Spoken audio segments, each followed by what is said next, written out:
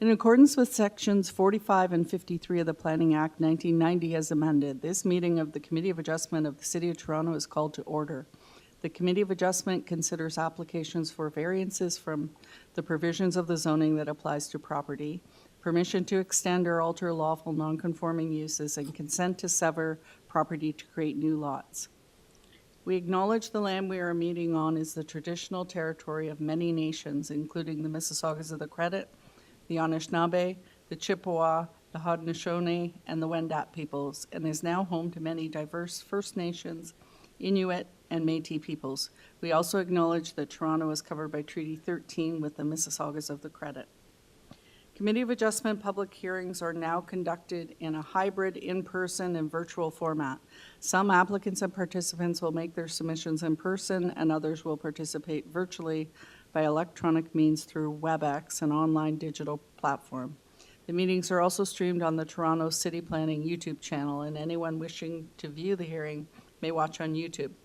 Those who want to participate virtually and have registered in advance will be connecting with their computer, tablet, smartphone, or telephone, and have the option of participating via video or audio only.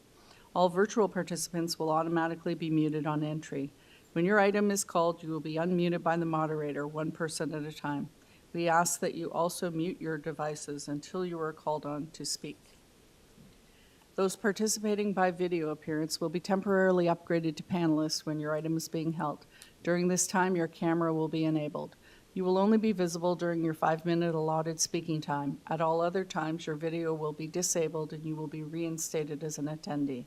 For both in-person and virtual participants, Committee of Adjustment staff will share presentations submitted in accordance with the written submission deadline.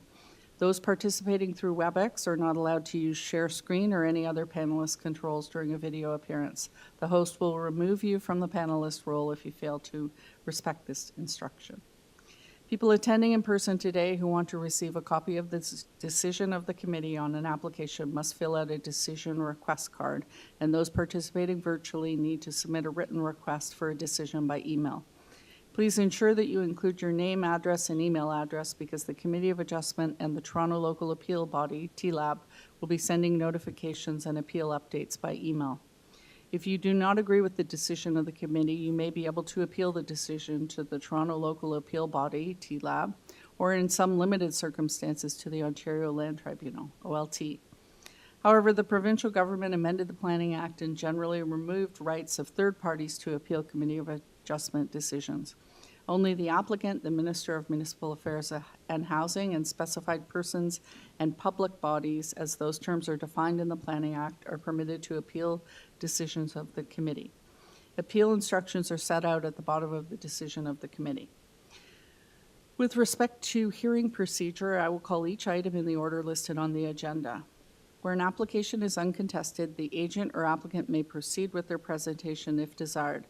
When the committee does not require a presentation, applicants are to advise the chair should they wish to speak to the committee. The committee may ask questions and/or take the matter into committee for a decision. Each speaker, including the applicant agent, will be given a maximum of 5 minutes to address the committee. I will comment when you are reaching the 5 minutes. Any presentation or other materials you wish to submit to the committee must have been emailed in advance of the hearing. Staff and committee members cannot accept materials at the hearing. When addressing the committee, please clearly state your name and address. Please remember to confine your remarks to the matters outlined in the application. The applicant or agent will proceed first and will make a presentation to the committee on the application. Please note that the committee may not entertain revisions to proposals at the hearing today. The committee may decide to defer the application if substantially revised to ensure the revised application is accurate and that all those entitled to notice of the application are informed of the changes.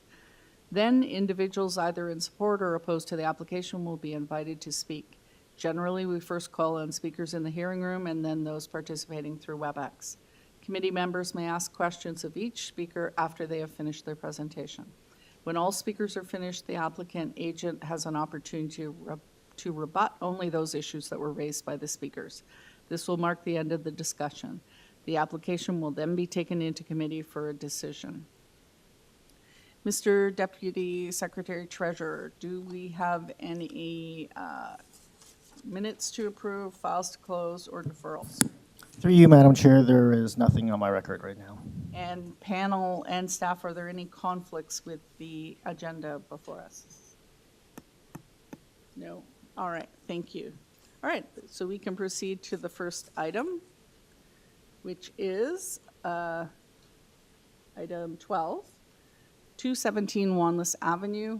This is for a new detached dwelling. This was deferred from November 21st, 2024. We have variances for deck east side yard setback. That was deck east side yard setback, canopy east side yard, main wall height, exterior stair setback to front lot line, front yard setback, floor space index, roof eave projection, building depth, front porch encroachment into front yard, and canopy encroachment. On file, we have a survey, plans, a revised site plan, supporting materials, a community planning report, urban forestry comments, and 5 letters of support. Do we have our applicant here today? Yes, good afternoon. It's Glenn Rubinoff, 2 St. Clair Avenue West, Toronto. Mr. Rubinoff, can you just speak up a little? You're a little hard to hear. Sorry, is that better? Yes. Okay. Yeah, sorry about that.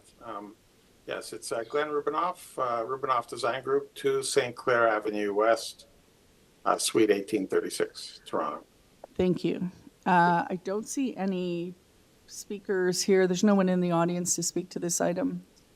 And we don't have anybody registered. Do we want a presentation? Panel? No? All right. Any questions for the applicant?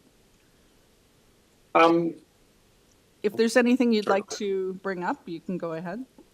Oh, yes, sorry. Just simply that we made an adjustment to one variance. We want to make sure that's on record. We adjusted variance number 6. We reduced it to 0.892, and this is after some discussion with city planning. Thank you. So I forgot to. That's reflected on the revised site plan that was submitted, dated February 2025. Okay. I have one question for you.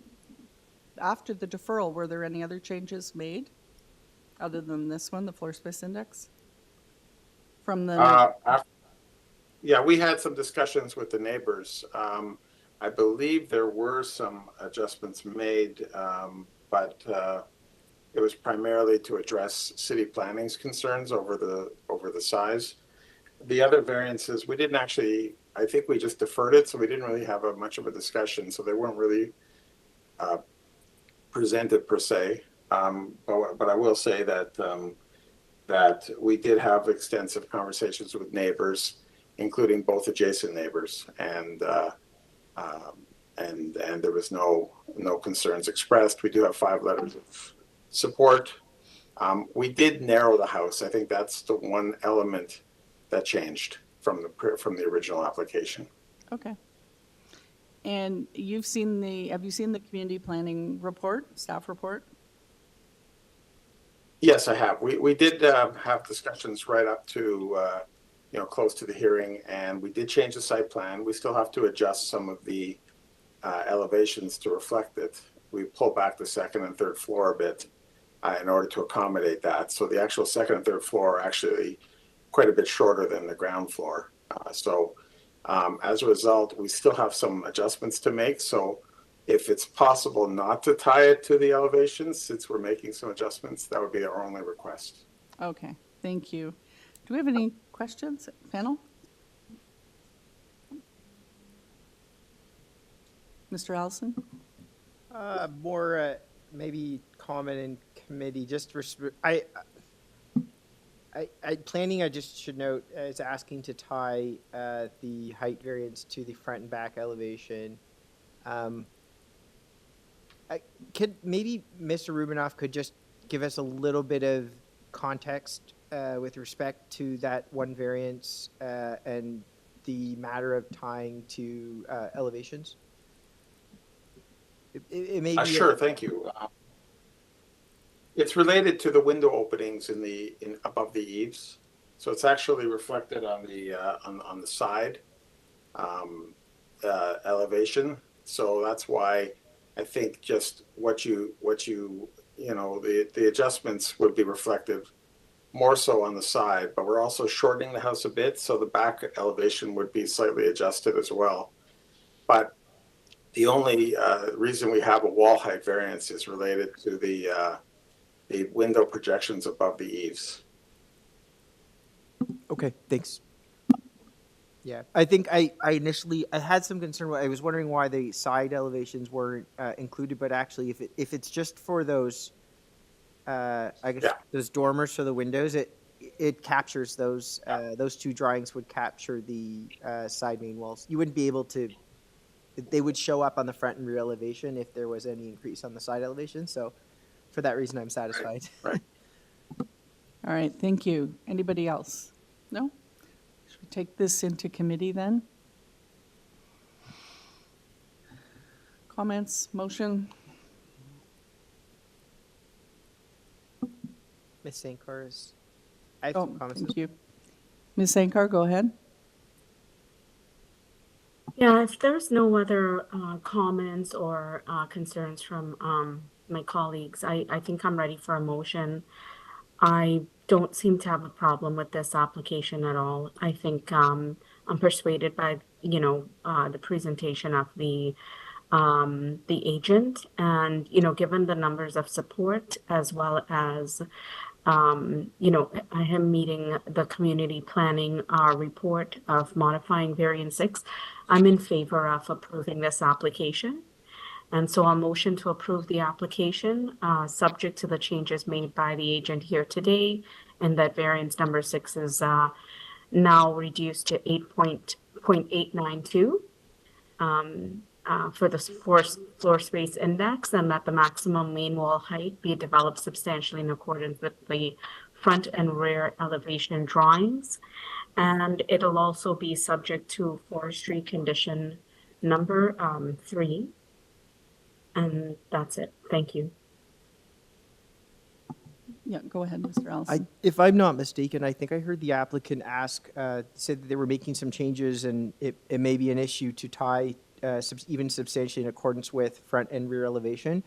That said, the comment that I did have was just with respect, if we're allowing that those side main wall height, I just want to ensure that that's not going to basically give carte blanche to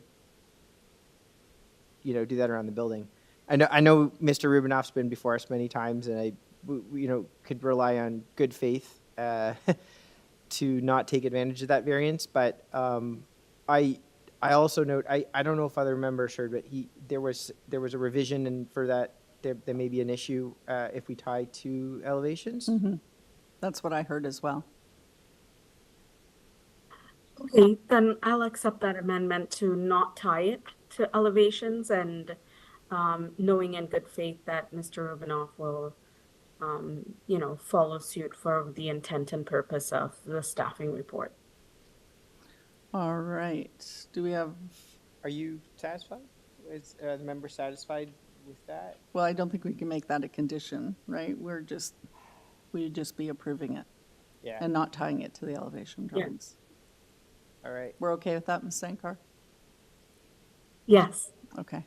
Do we have a seconder? Are you okay? Or is there, I'm not sure there's another way of capturing that Yeah. because we don't have the, Yeah, you're really Revised relying on drawings. the applicant's faith. I mean, there's some pretty significant angular planes happening on the side there. And I think, if I'm not mistaken, the variance applies to all side main walls. So with that, we'd be approving 10.38. What is it? Let's confirm here.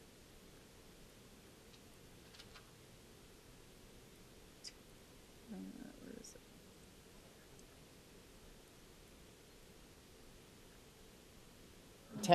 It'd be, I'm just a little concerned at 10.03 main wall height without tying to any, because it basically omits any requirement to include the angular planes that were permitted. It's really only for a section, right? And staff did bring it up as a Yeah. condition. So I'm hesitant. Maybe we can ask Mr. Rubinoff. Not that I know we've had a motion, but perhaps there's a way to address that. Otherwise, we're pretty much relying on good faith. of the applicant to, I think I want to take that risk to say that, and it was only a recommendation from staff report.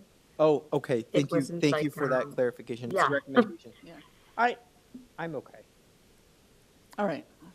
So I need a seconder. Mr. Marziari.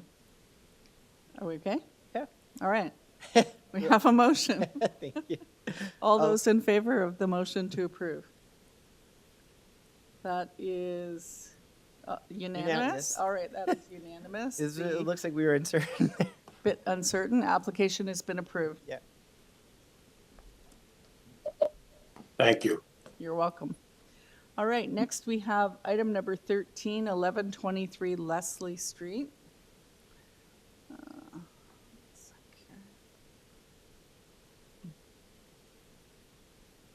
Oh, yes, this one. So this is an application for a for-profit club use on the subject site and to reduce the number of required vehicular parking spaces. Deferred on August 10th, 2024 to review with planning. Variances are to permit a for-profit club use and to alter the number of parking spaces and I believe the maximum required parking rates.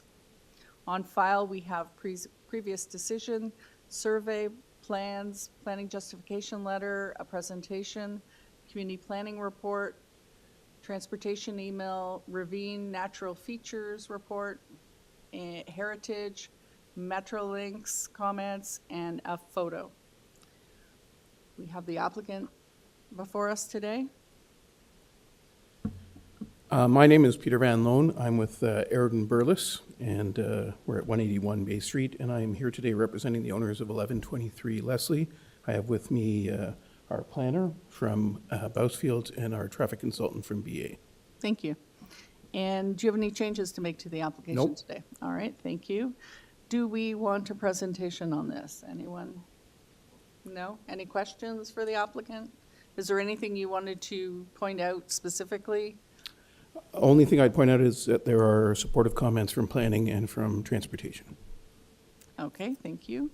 No questions? All right, let's. Just a quick question. Comparing to August 10th application, what changes have you made to this application? There are no changes made. The change that took place, that has taken place since, is an official plan amendment, cited in area-specific policy that permits the club use is now approved by the Minister of Municipal Affairs. So that was the change. So it is now specifically contemplated and permitted in the official plan. Okay, thank you. All right, thank you. I think we'll take this into committee for a motion, unless there's any discussion. Oh, through you, Madam Chair, I think, yes, ready to make a motion. I think the application, as the applicant explained, the comparison from the previous one was, applying for the, as per staff report when they asked for it, for the approval of the minor variance application subject to official plan amendment. So I think it's satisfied. Sorry, the application right now before us is satisfied that. So I believe it's satisfied the four tests. Therefore, for the motion for approval. All right, thank you. Do we have a seconder for that? I second that. Thank you, Mr. Marziari. All those in favor of the motion? That is unanimous, carried. Your application's been approved. And thank you for your patience of having to wait all that time. All right, next we have item 14, 521 Davisville Avenue.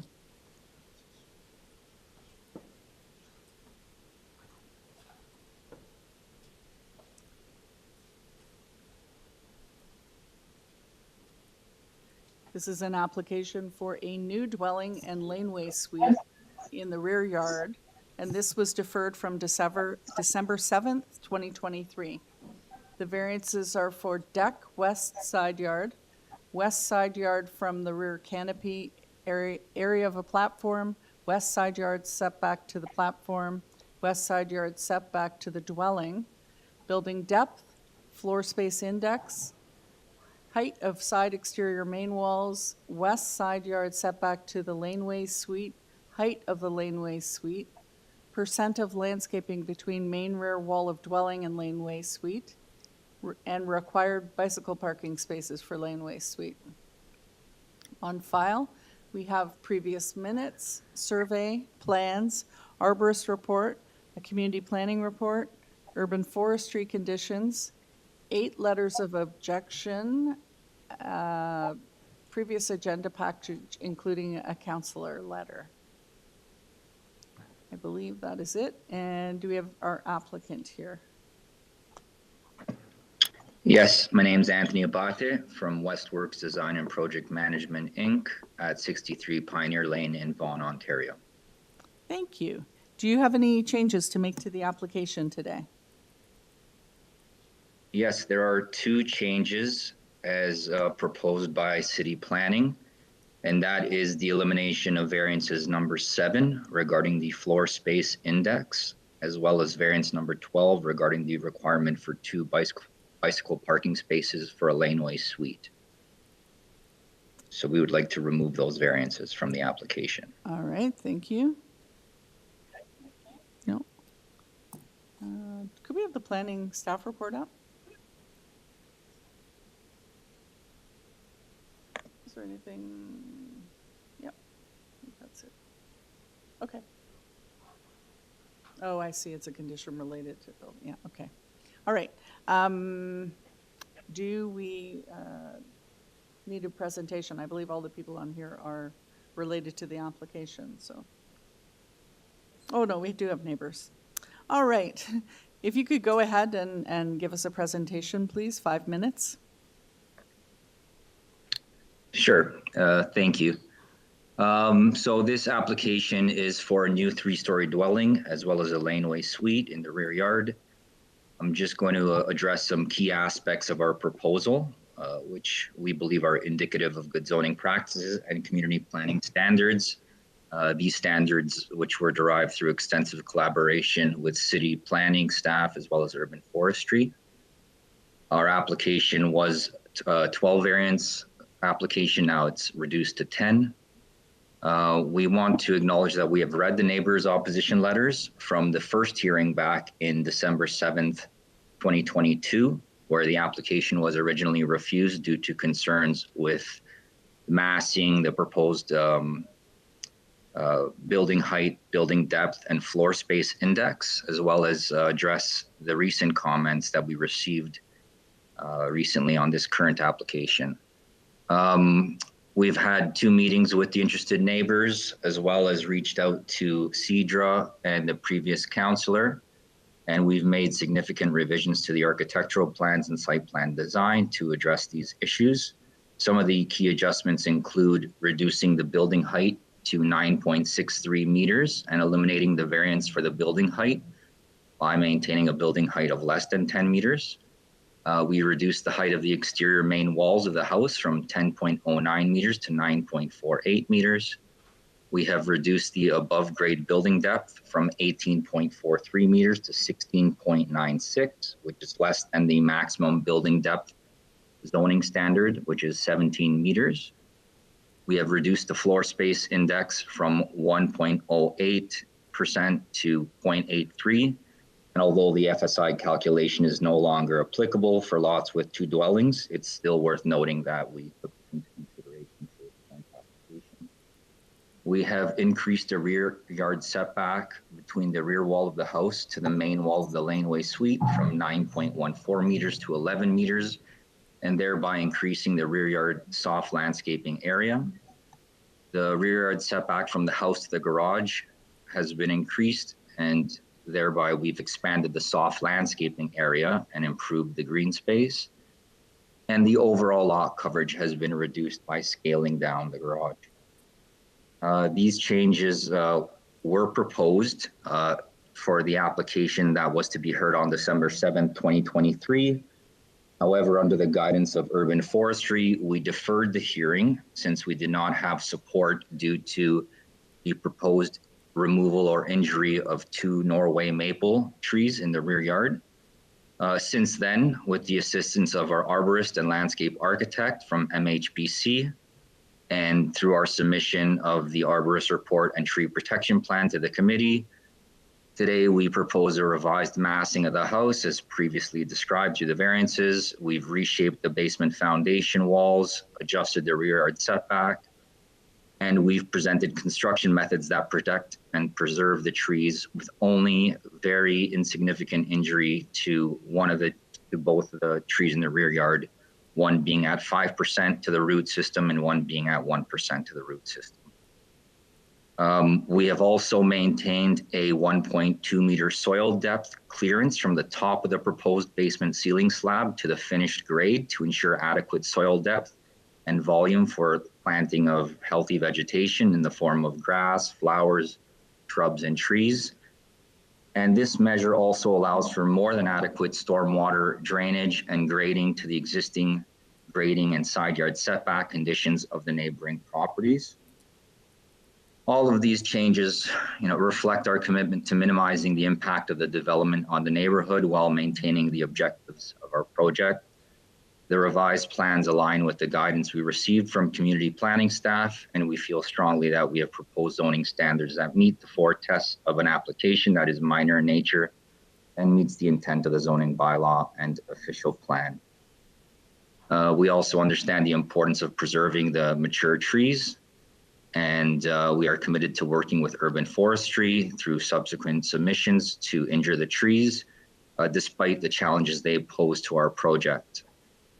We further our application with urban forestry to injure the trees, and we will be open and flexible to adjusting our construction methodology to preserve the trees while maintaining the proposed building envelope and rear yard setbacks as currently proposed. And there are a number of creative solutions available to us to do so. In conclusion, this project reflects thoughtful urban design and fits within Toronto's broader goal of encouraging gentle density growth. We hope the committee sees the merit of our proposal and the efforts we've made to address the community concerns. And we look forward to moving forward with this project in a way that adds value to the neighborhood. Thank you. Thank you very much. Questions of the applicant? I have.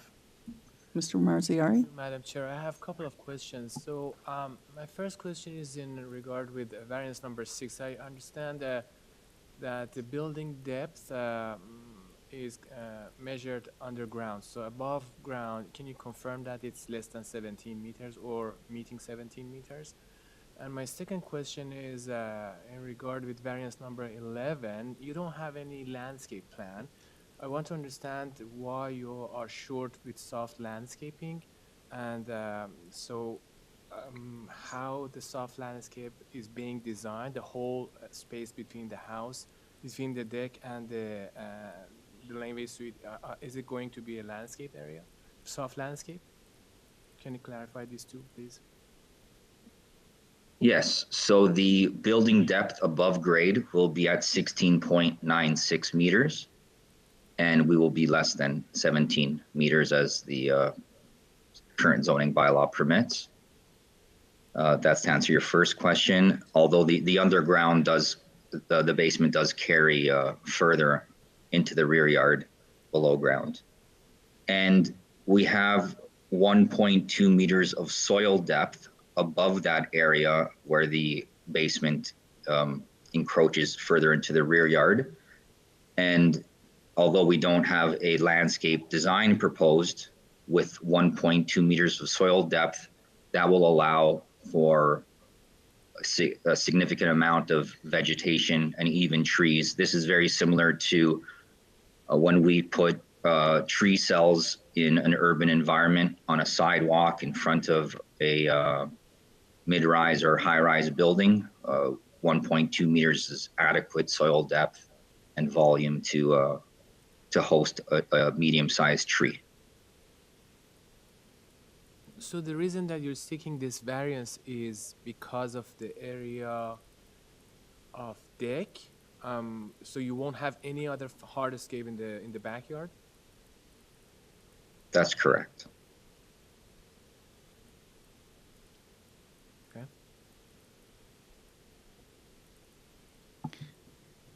I have a question regarding the basement. It's indicated on the floor plans that it's unfinished, but I guess I just want to understand, what's the purpose of the depth? Why do you need the extended basement under the backyard?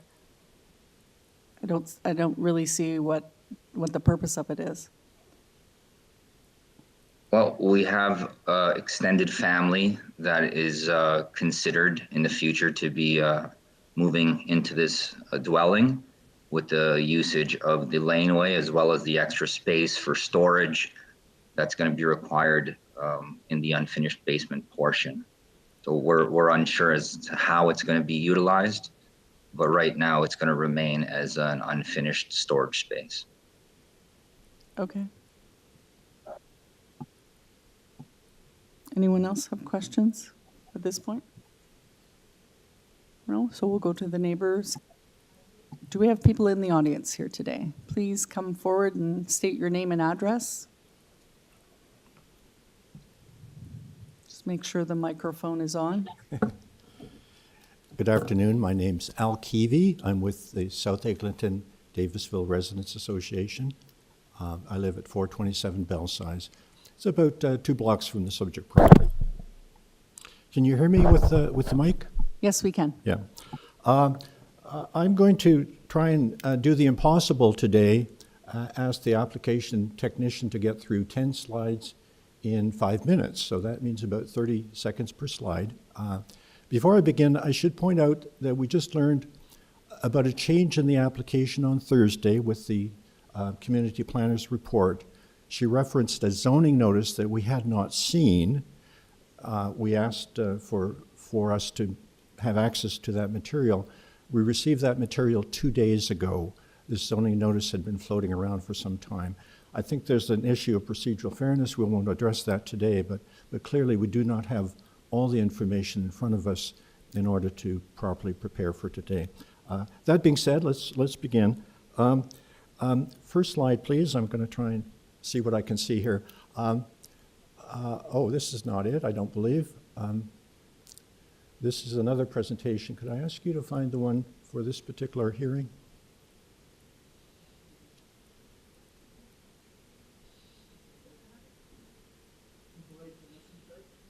No, the title of it says,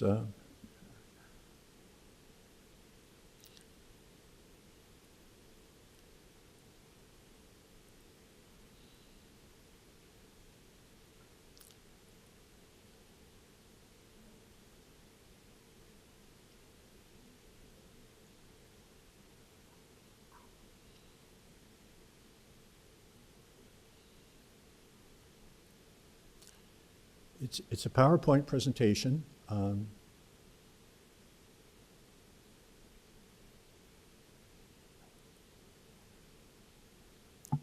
Try page 294.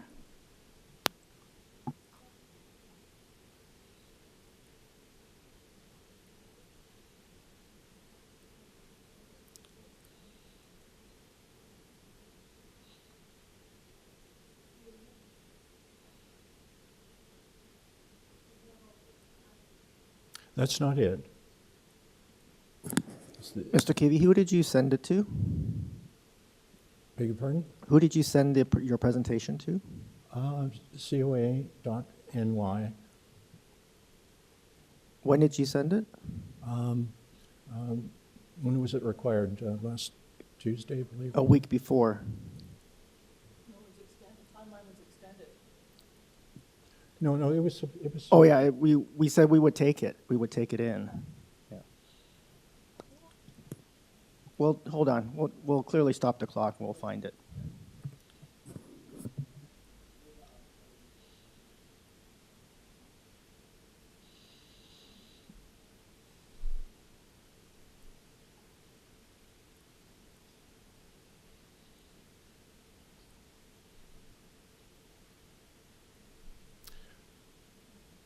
I did confirm it was on the AIC, so it's just a matter of.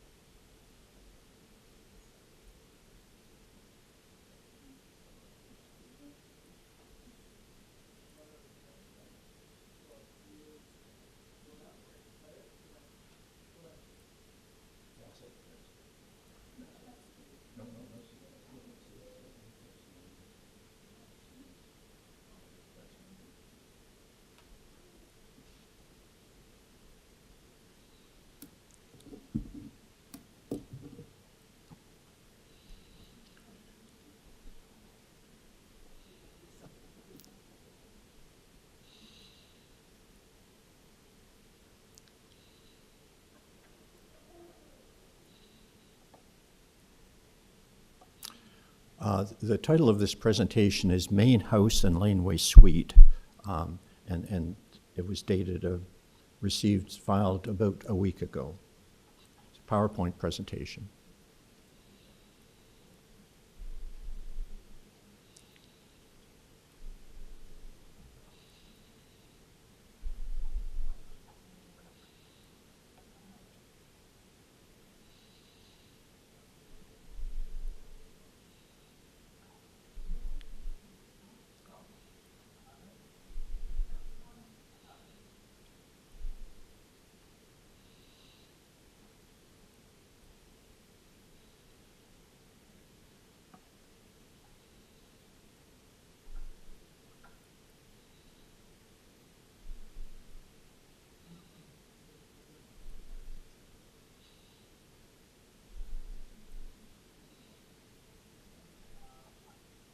Mr. Keevy, I believe the issue here is that there was multiple files sent in with the same information for the most part contained, so staff is just sorting through Okay, that's the perfect. multiple submissions. I see it now. It's there, yeah. I should point out before I began that I filed a number of letters of concern with respect to procedural matters. This is the only letter of objection, and this really relates to the matters at hand today, so. I'm seeing it on page 310 of the agenda, the beginning. Main House and Laneway Suite, 521 Davisville Avenue, letter of objection, Al Keevy. Yeah. Yeah, this is, this is my presentation. I'm Okay. ready to go. I apologize for sending too many letters with different titles. That's okay. So Okay, you've thank you very much. been given more time. Go ahead. Yeah, yeah, we're up to four and a half minutes to find that. Can we go to slide 2, please? Okay, right. Back up a bit. There we go. Yeah, let me just gather my thoughts here for a second.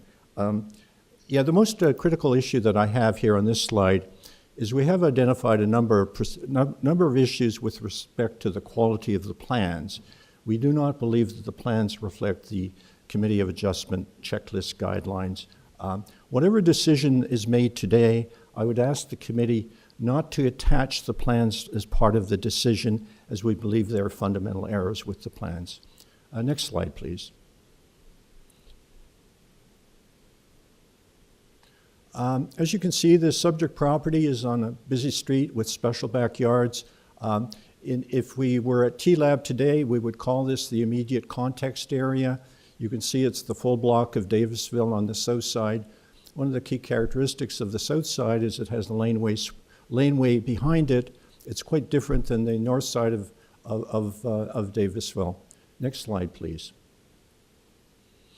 One of the existing conditions in this particular neighborhood is that it has sloping lots. That's a key issue. I want to talk about that today. And it has mature trees. We through the previous Committee of Adjustment meeting, we discovered that it has mature trees, and the applicant has worked to resolve that problem. We still have some issues around the issue of sloping lots. Next slide, please. This is a very complicated visual. I'm just going to talk about it very quickly. In the City of Toronto, elevations are determined by established grade. That's the only way you determine elevation. Any discussion of finished grade is simply not appropriate because you don't have finished grade until you finish the building and grade the land. So the applicant's, all of his submitted material references finished grade or average grade.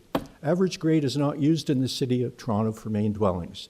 Average grade is used in the City of Toronto for ancillary dwellings like garages or laneway suites in this case. Next slide, please. I've prepared a 3D drawing. This is really complicated to understand.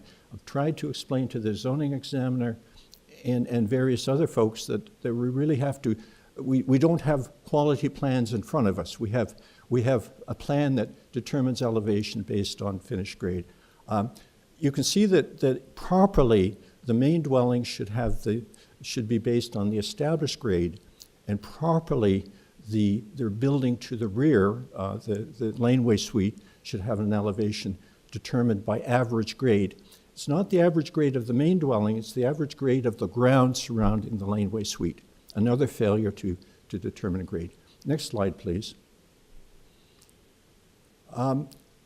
What I discovered 2 days ago was that the FSI had dropped away from the application.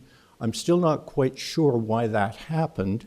We do not have any explanation provided by the zoning staff why that FSI suddenly disappeared.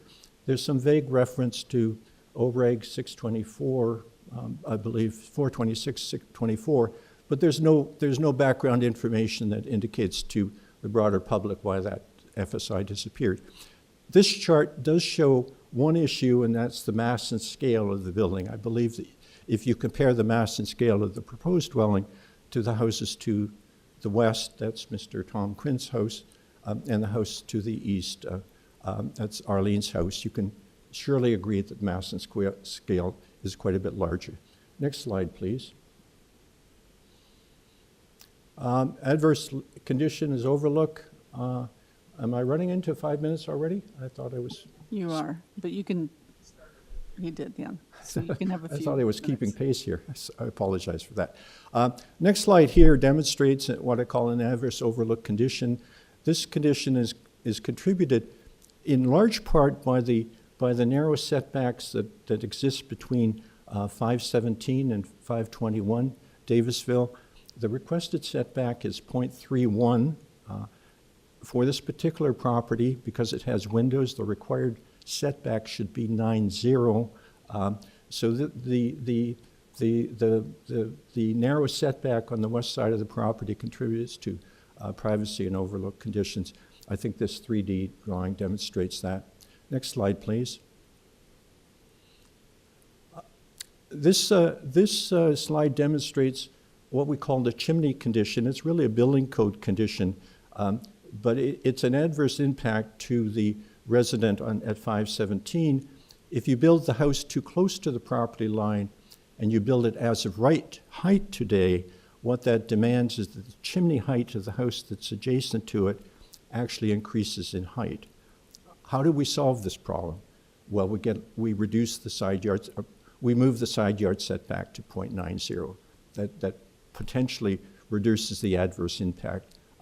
Tom Quinn today, neighbor to the west, will talk about that in more detail. This is a visualization of that. As Tom walks out his front door, he will see a very large sidewall. I think that's demonstrated with this indication here. Next slide, please. This is very surprising. What we have here is a visualization of what the hole in the ground will happen when they excavate the property to build the new structures, whatever we call them, iceberg basements, whatever, bunker basements. This is a very large hole. One of the reasons that city establishes guidelines with respect to length and depth is to reduce the amount of the hole that they build in the ground, the size of the excavation here. So when the city planner says, well, I don't care about the length as long as it's hidden below ground, no, that's not the purpose of length and depth, is to make sure that you're not digging up the whole property.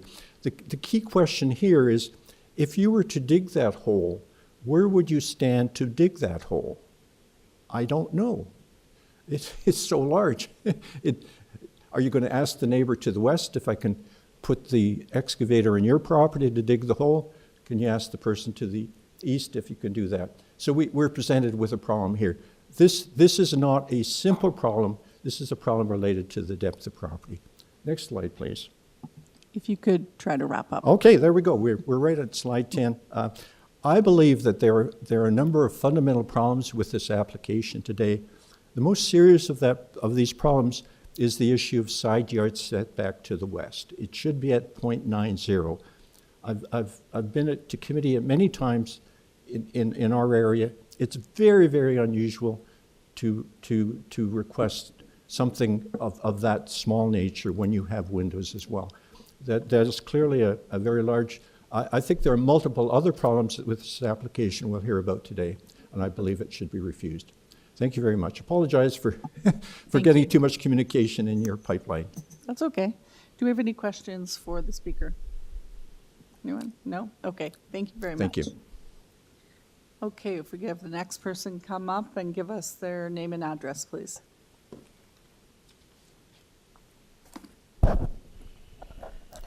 Good afternoon. My name is Tom Quinn, and my wife Marianne and I live at 517 Davisville Avenue. We're the house to the immediate west and adjacent to the applicant, 521 Davisville. Go ahead. Okay, thank you. As I mentioned, we live to the immediate west of the application house. There's a great deal of concern about this proposal in the neighborhood, and that can be evidenced by the 12 letters of objection filed by immediate and impacted neighbors, and as well as by Councillor Rachel Chernos-Lynn.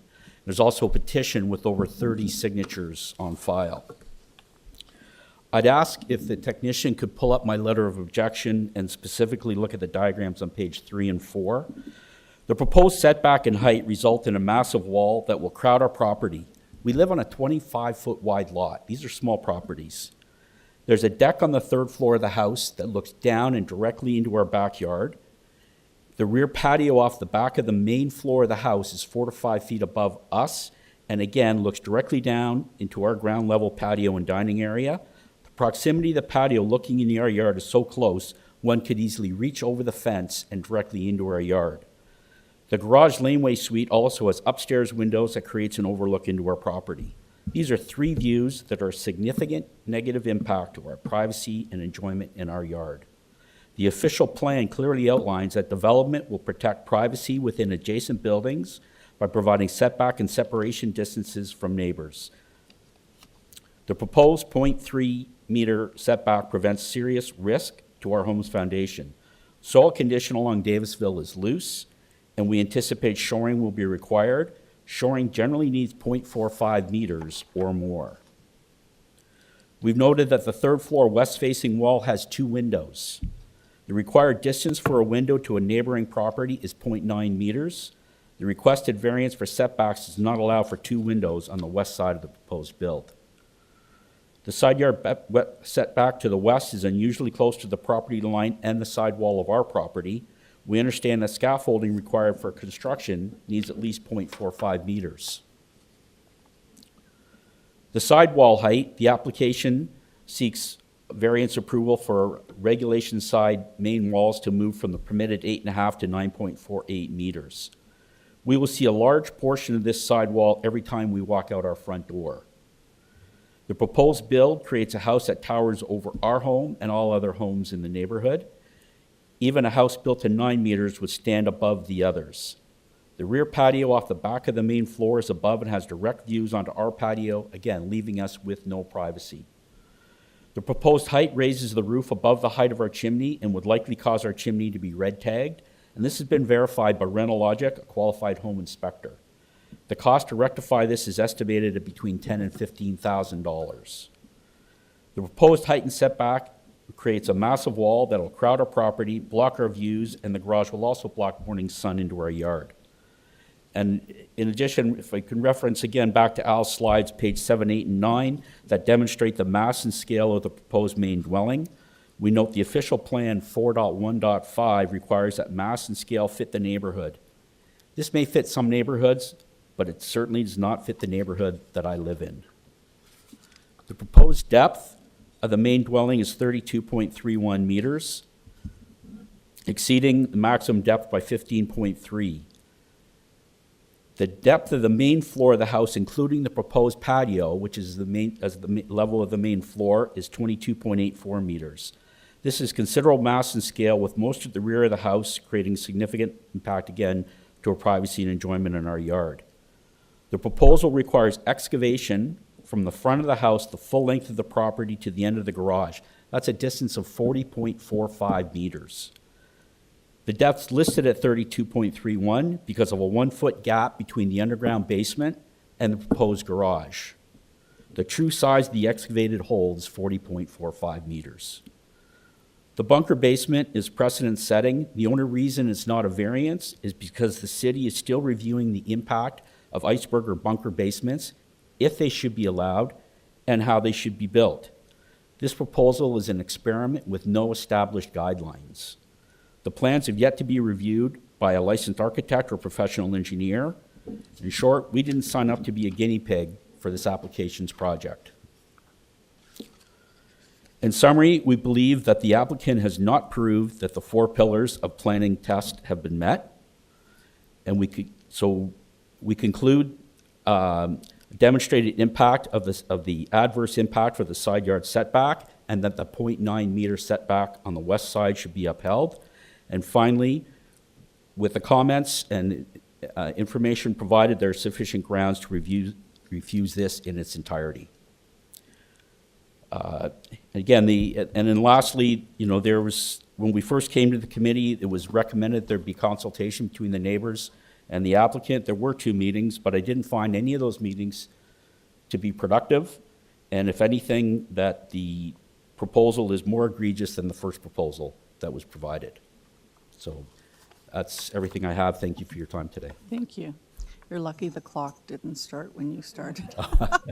You got a bit of an advantage. Does anyone have any questions of this speaker? No? Okay, thank you very much. Thank you. That's true. That's true. Do we have another person, or the next person virtual? Okay. Just before you begin to speak and give us your name and address, if you could limit your comments to things that are additional to what has already been spoken by the other neighbors, it would be appreciated. Go ahead. Yep. My name is Arlen Morgan, and I reside at 523 Davisville Avenue. That's the lot adjacent to the proposed development. I live there with my husband and my 2 young children. Okay, thank you. And go ahead. Yeah, I'd like to start off by thanking the Committee of Adjustment for taking the time to hear from me. I'd also like to share our disappointment in the fact that when this process started 2.5 years ago, the applicant had said that regardless of the outcomes, they wanted to dialogue with the neighbors and work together with us. We were open to meaningful discussion. However, since the first application was rejected, we've heard very little from them. And when we have, it's only been to present their plans, which have changed very little since the initial application that this committee refused. This process has been a really difficult one for my family, as it's been filled with incomplete public notices being issued, changes of variances after deadlines, and drawings that, as a professional interior designer with a bachelor's degree from the Faculty of Architecture, I find lack a serious amount of very standard and basic detail. We can only hope that the drawings you've seen show a proper and correct details that can allow you guys to make a fair and proper judgment of these variances today. For the project that will dig up the majority of the lot, which is definitely more than 70%, there has been no engineering report. The drawings have not been completed by a licensed architect, and even the grade is shown improperly in what I would consider to be more like marketing plans. We've had a licensed architect review the plans, and we're told that the drawings were fundamentally inaccurate and don't represent the project site. It's also important to note that there is no precedence in the city for doing the concept of an iceberg basement on such a small property size. Plain and simple, we don't want to be the test case for something so egregious and unknown that could severely affect and impact all of the surrounding properties, and the lack of professional detail in the drawings does not inspire much confidence in the developer's abilities to be able to accomplish this monumental task in a safe and proper manner. I would also like to state for the record that should any construction start at some point in the future, the east side easement of the property is a shared and mutual driveway, not meant for vehicle use, and we as the co-owners do not provide permission for this to be a staging area or storage for equipment and materials, as we have 2 small children and their safety is our top priority. Our main concern with the proposed development are twofold: the size and scale of the main development with its expansive subterranean structure, and the environmental impact in totality of the project. Our first concern is the size and scale that requires 2 different variances, 6 and 7, requiring a depth of almost double what's acceptable and a height of almost a meter more than what's actually allowed. It's far larger than anything previously built in the neighborhood. At more than 3,200 square feet, most homes in this neighborhood range from about 1,000 to 2,500 square feet. Please note that this large difference in square footage does not in any way include the laneway house, the two-car garage that has its own basement, or the auxiliary basement that encompasses the majority of the backyard. The height and depth of this imposing structure will also leave the entire back half of my home in shadow for the majority of the day, as shown in the CEDRA shadow reports. Due to the proposed depth, there will also be 2 east-facing windows that look directly into my home, infringing on my privacy. And with the height variances of the project, the proposed third-floor balcony will tower above all of the surrounding properties, infringing on surrounding neighbors' privacy as well. Our second main concern is variance 11, seeking approval to reduce the soft landscaping from 85% to 72%. The reduced soft landscaping will decrease green space and negatively impact the environmental quality of the lot, reducing the availability of natural vegetation. With the development already being too large, the idea of shrinking and extremely limited soft landscaping seems excessive and unnecessary for this neighborhood. The precedent this sets may encourage further overdevelopment in the area. As the City Councilor's office has also pointed out in their personal letter of objection of this development, this neighbor already has issues with stormwater management, and soft landscaping is one of their major initiatives to help with that problem. To approve this variance would go directly against what the city is trying to accomplish. In conclusion, these variances are not minor. They are not minor individually and definitely not minor in totality. I think the proposed scope and scale of this project, including a basement that takes up the majority of the backyard and is not even really actually connected to the house, does not constitute an appropriate use of the size of lot and does not serve the general intent of the city's bylaws. In addition, the plans show no regard for environmental aspect, specifically as it relates to soft landscaping, and will only contribute further to stormwater management issues in the neighborhood. Finally, the plans submitted are flawed and require review. With all the neighborhood-wide concerns not being acknowledged or addressed, we would ask that the committee refuse the application. Thank you for your time. Thank you very much. Does anyone have any questions for the speaker? No?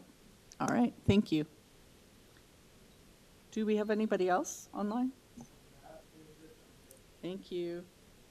All right, let's have the applicant back to address the comments that have been made by the residents. Thank you for your comments. A lot of the comments have to do with constructability and privacy.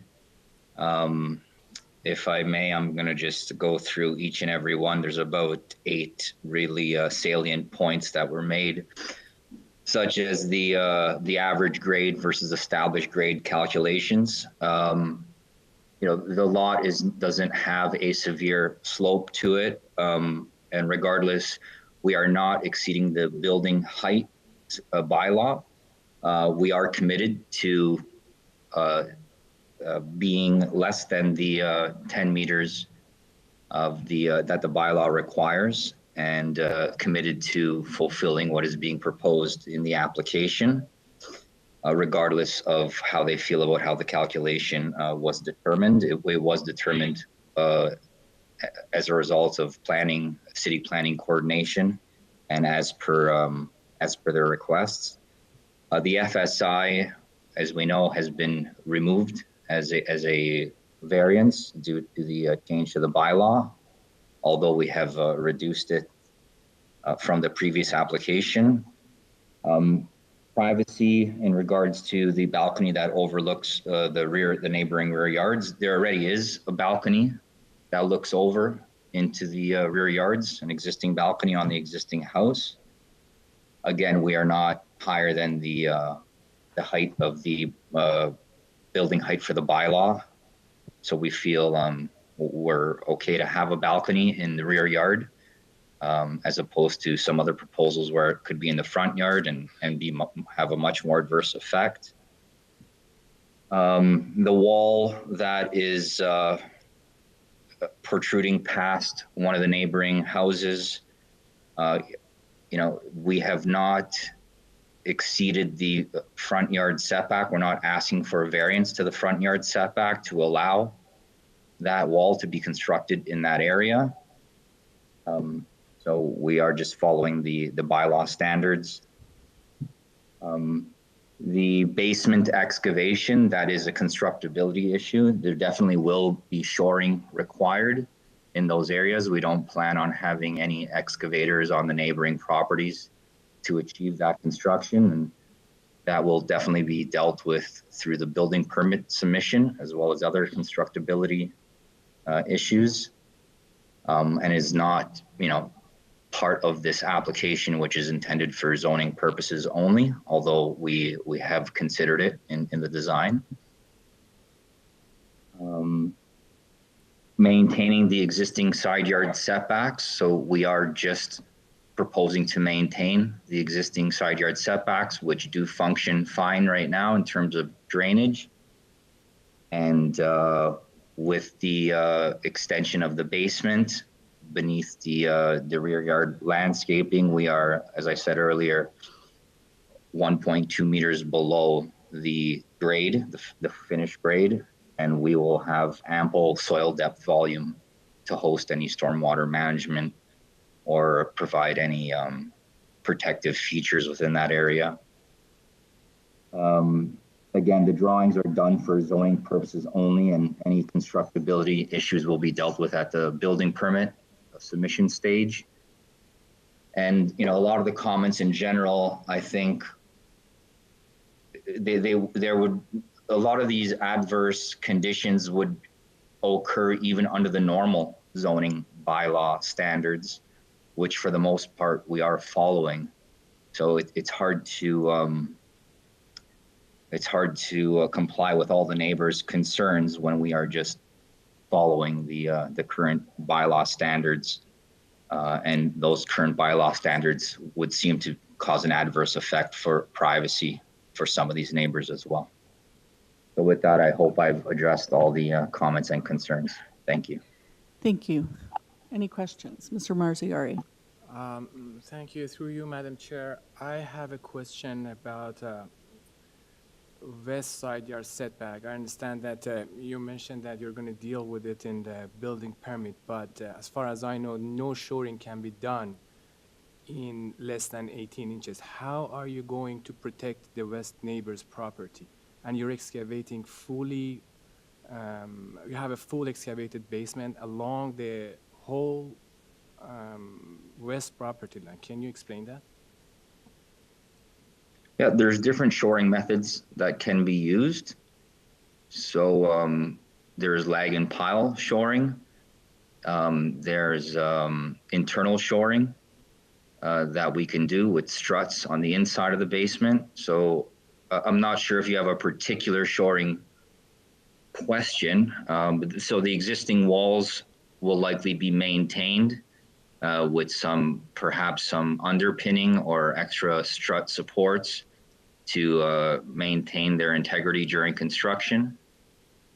And for the other areas of the basement that are going to be excavated, there's other shoring methods that can apply that don't involve us utilizing the neighboring properties.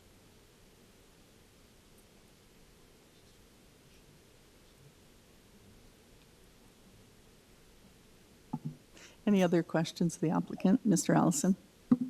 Yeah, just in relation to the length and depth, I'm just curious to the starting point here for the front yard or for the front main wall.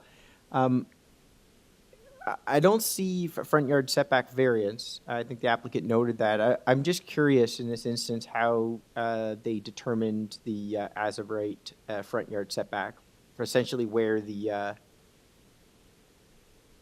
either the length or depth is taken from. It's an average of the front yard setbacks of the two neighboring dwellings. Yeah, so actually, okay, more specifically, I'm just looking at the site plan, and I see on one side we've got 2.69 meters on the one neighbor, which it really is a condition, looked like an enclosed porch that got added as addition, so that you can see the applicant is benefiting from that condition. But on the other side, even taking from the shorter distance of the bay, 4.77, you divide the two, you've got 3.73. It looks like you guys are closer. Am I missing something in that respect?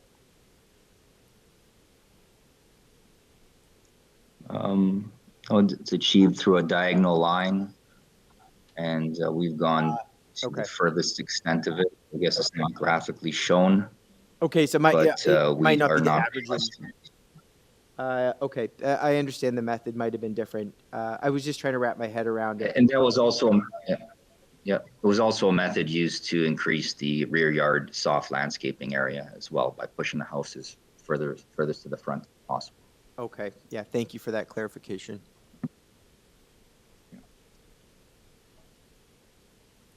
Any other questions? Are we ready to take this into committee? Okay. We are now in committee. Questions, comments?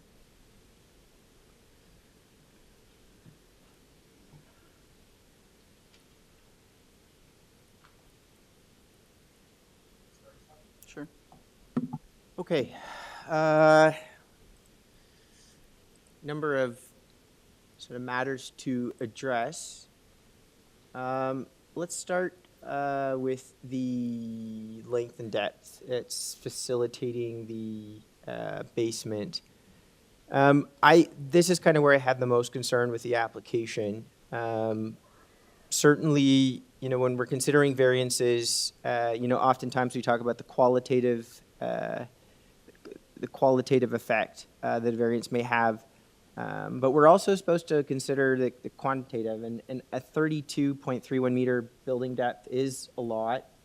Not to say that we haven't approved large building depths, but they're typically on properties that are much larger. Perhaps they back onto a ravine. They've got, very generous setbacks to the neighbors. In this case, we're looking at an application that's essentially seeking to infill the entire lot, with the exception of that tree at the rear. So I've got some concerns with that. I also have some concerns with the west setbacks that were brought up by the neighbors. I do recognize that they do have a very narrow setback to begin with the existing building, but this is a new. The purpose of the application is to construct a new dwelling. It's not a modification to an existing dwelling. And my concern also is the fact that you're now increasing the height, you're increasing the length and depth. So that condition, that 0.31 meters, becomes exacerbated. It becomes so difficult to the point that you question how one can even access that, because the neighbor has a similar setback. So I think there's sort of a threshold there to which the property just doesn't function. You cannot get in there properly.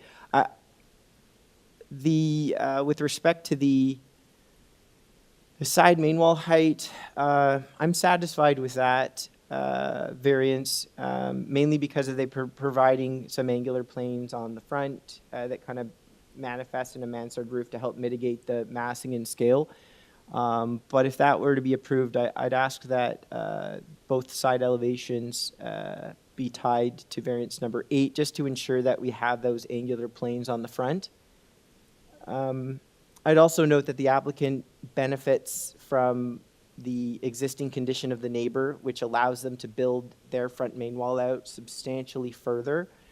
And in this case, too, it's the entire front main wall, whereas with the neighbor that's affording them that benefit, it's just a portion, it's just a bay. But nonetheless, that is an as of right.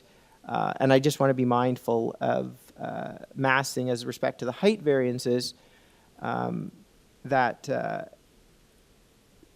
would be permitted to extend that far out. And I'm also glad to see the removal of variance number 7 and 12 by the applicant. I think those both are changes that could be easily accommodated. Certainly the FSI that deals with kind of more broader analysis of the application, in that whether or not we're dealing with too much property or too much house, too much massing for one lot. So the removal of the FSI assuages that concern. My colleagues have any comment or suggestions? Mr. Marziari? Through you, Madam Chair. I share the same concern as my colleague. I have difficulty supporting building depth combined with west side yard setback. It's just too much. I don't think it's there's a way. It's fully excavated basement along the whole west property line. I also have difficulty supporting variance 11, soft yard landscaping. When you have a soft yard landscaping variance, I'd like to see a landscape plan. There's no landscape plan here. I'm sure there will be some hardscape at the backyard, so I have difficulty supporting that too. So I would reject these three variances. I too share the same concerns of my two colleagues. The building depth, I have a concern with. The impact to the lot. The picture that came into my mind was a shoehorn of trying to shoehorn this amount of development onto this size lot. I think it's too much. I think it's great that a laneway suite can be accommodated on the property because there happens to be a laneway associated with this house, and it does increase a housing choice. But I think to plan for some eventuality where maybe you have a basement suite in this additional unfinished basement part, I'm not buying it, not buying it for storage because they have excavation under the garage. So, I just am struggling with that. And I also just don't think that the intent of the official plan in the zoning bylaw for detached dwelling zones ever anticipated or contemplated this type of excavation under the lot, like similar to an apartment building where you're providing underground parking. I just, we'll see what happens with the iceberg report when it comes forward, but I just think, as you mentioned, Mr. Allison, where we've seen this before, it's been on a larger lot where there's a lot more room and there's still an appropriate amount of soft landscaping. I don't think a 1.2 meter depth of soil is that sufficient for supporting plant material. Definitely grass, maybe, but the potential for tree canopy to be enhanced on this lot just disappears. And even if it's one tree, it makes a difference. So I really don't. I don't think I can support the depth, and I have a concern about that west building setback. It's just trying to put too much on the lot. I should also mention, you have got windows on that elevation. If the neighbor were to apply for the same variance as 0.3 meters, and they both, you got to think about these sort of conditions that we're creating. This, require fire shutters on there, which is another, extension into 0.3 meters, like a foot. So the fire shutter alone would be right on the property line, where you'd have to sprinkler the building. And you start to run into building-related issues. I think Ms. Mezziari brought up shoring. I should mention with the laneway suite in the back, I think it's actually a pretty good property. These lots have really good depth. I think a laneway suite is appropriate. I like the fact that they have they maintain the parking, but then they have the accommodation above. My only concern, again, a slight concern with the that 0.3 side yard setback. Although if we were to allow it, I think that might be the place, just given that it's a smaller building at the back and it's directly adjacent to a garage. I do have concern, however, with the height of the laneway suite. Again, it's pushing slightly above, but you look at the interior ceiling heights, typical garage heights, 7 or 8 feet. In this case, they're 11 feet, and then they're showing 9 feet on the living space above. And there's not a lot of laneway development back there, so we want to ensure that if they're going to build a laneway suite, it sets a good example, it sets a good precedent for other such development down the road. So I don't know I don't know, perhaps maybe Ms. Sankar Peralta, if you got any comments? No, she's not here. I'm happy to put forward a motion. I don't know whether my colleagues are leaning towards a refusal of the application or an approval, but with some refusal and some modification. But there's a lot of variances and it's a lot of amendments. I will say that.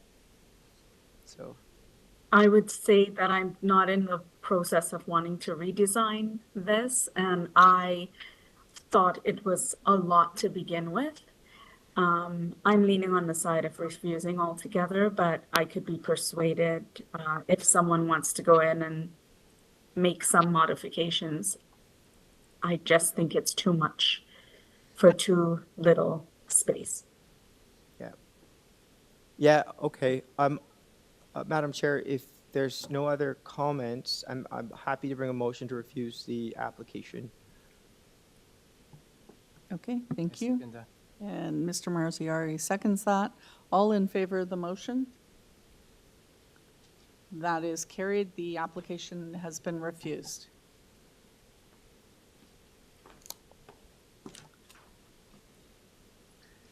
Moving Thank you on for your to- time. Thank you. Moving on to item number 15, 4044 Broadway Avenue. This is to permit an additional 4 stories on top of an already approved 39-story building. We have variances for gross floor area residential and non-residential. Gross floor area residential, height of a building, projections beyond the maximum height, building setbacks and main wall separation distances, projections into building setbacks and main wall separation distances, balcony permissions, parking space requirements, and amenity space requirements. On file, we have a survey, plans, a transportation addendum memo from January 23rd, community planning report, a transportation services memo, Metrolinx memo, previous agenda package, revised plans, cover letter, presentation, a functional servicing report, memo, functional servicing memo, shadow study, arborist report, and a transportation consideration update. Oh, it goes on. Architectural drawing, elevator, I'm not sure what that is, setbacks, community planning report, a development engineering memo, a transportation services memo, and 2 letters of support. I believe this item was also deferred. Yes, from January 23rd, 2025. So I believe we have the applicant in front of us. Yes, good morning, or good afternoon, Madam Chair. My name is Alexander Suriano. I'm legal counsel to the applicant with the firm Veriden Burles at 181 Bay Street. Thank you. And just for the record, do you have any changes to make to the application today? No, we do not. Okay. All right, we don't have anybody here in the audience regarding this item. Anybody else? No, I don't believe anyone registered. So does anybody want a presentation? Or have any questions of the applicant? Unless there's something you really want to point out, we don't need a formal presentation, but if there are some points you'd like to make. Okay. Right, maybe you could just address the rationale for the additional height.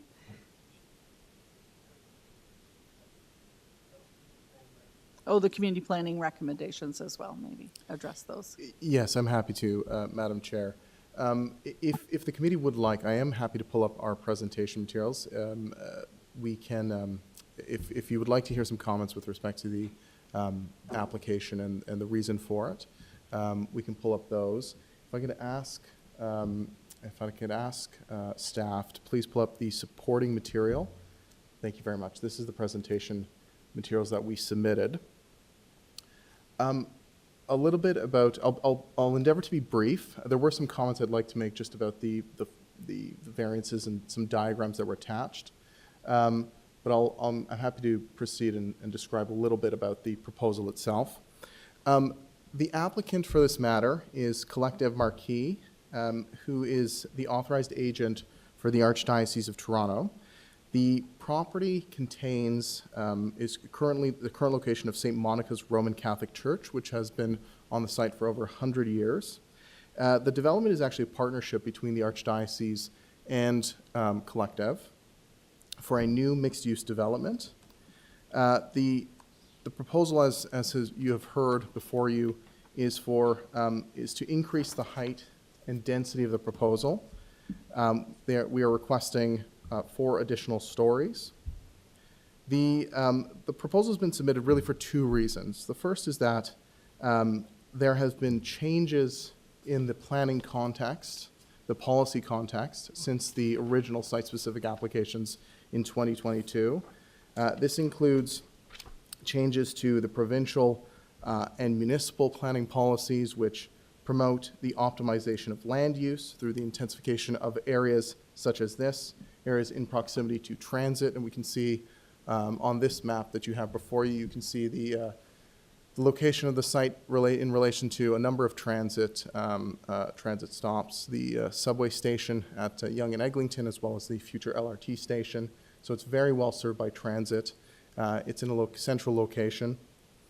As well, there is as we have heard many times, there's an acute housing crisis in the city and an increased cost for development. So the additional height and density is needed for the site to accommodate additional residential units and for the viability of the project. Now, the second reason is that there has also been a change in the approved development patterns within the neighborhood itself. And if we can just go to the next slide here, we can see that there have been a number of developments approved in the vicinity of the site within the Yonge-Eglinton secondary plan boundary, which the site is located within. And in particular, this site is located within the Redpath Park Street Loop character area of the Yonge-Eglinton secondary plan, which has a height range of 35 to 50 stories. And so we can see that as a result of other approvals within the area, the increased height that is being requested here falls within about the mid-range of that height, of the height range for this character area. And the staff report which you have before you confirms that the revised proposal at the increased number of stories actually is appropriate and falls within that height range and appropriately transitions the height within the character area and complies with the policies of the Yonge-Eglinton secondary plan. So as to the question why, that's really those two reasons, the change to the policy context and the change to the built form context before you. Just a couple of notes on the variances themselves. The main variance here is for increased height and density. The other variances are effectively knock-on effects as a result of those. So the projections change, the height of balconies change as a result of that increased height and density. There are 2, if we could just proceed to the next page, please.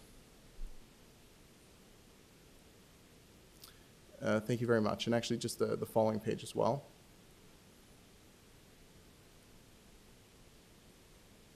That's perfect. We can stop there. One of the things I wanted to point out for the committee is you will see in the notice, the most recent notice for this proposal, it's dated February 10th, 2025, that in addition to the variances, there are 2 diagrams. They're labeled Diagram 3 and Diagram 4 attached to the notice. I just want to point out that the variances, because these are variances to site-specific bylaw, they reference the diagrams, and so the changes to the height are actually changes on the diagrams themselves. And so if the committee sees fit to approve the application before you, we would ask that you append Diagram 3 and 4 to that approval. I can also say that our client has worked very closely with city staff on this application, and that is reflective of the positive staff reports and memos which you have before you from planning staff, ECS, and transportation staff. And I will also note the diagrams themselves. City's planning staff have asked us to make some additional changes to the diagrams, which are reflected in the ones in the notice. They're just simply cleaning up some of the figures in there. They increase legibility. It's overall an improvement to those diagrams, and so we are asking that they be included in any approval before the tribunal, before the committee, I should say. In terms of, I mentioned staff support. I do want to point out that that you have before you memos and staff reports from planning, ECS, and transportation, all supportive of the applications. Planning staff in their report to you, in fact, concluded that the applications meet the 4 tests and meet the policy context. I will also note that there are 2 letters of support before you, one from the Residents Association, the Republic Residents Association in this area, as well as the Toronto Lands Corporation, which is the school board, the Toronto Public School Board. Last thing I will mention is in the staff report from planning staff, there's a January 21st staff report, as well as a February 13th addendum report. There are proposed conditions of approval that staff are recommending. We just simply want to advise that we agree to those conditions. And again, if this committee sees fit to approve the application, we would be happy for those to be made, those conditions to be imposed. Subject to any questions from the committee, those are all the comments I wish to make. Anyone else have any questions for the applicant? Ms. Sankar, go ahead. Just a quick question. I'd seen this coming up quite a number of times, and I'm wondering for the corporation of the diocese, is this like trying to build affordable housing for clients that are part of the church, or is this just strictly corporate? Through the chair, thank you for the question. It's quite an interesting one and quite an interesting development. The development actually includes other components that are community benefits for the area. So in addition to a new church, which is being constructed at the base of the building, it also includes community space related to the church offices, and as well, it includes a number of units that will be owned by the church and used for priests in retirement. So there will be housing specifically for retired priests, as well as separate amenity space for the faith community and the priests that inhabit the building. It is truly a mixed-use building. There's also there will also be condo units in the building for the remainder of the tower, but it is truly mixed together with those specific units, amenities, and the church, the new church itself.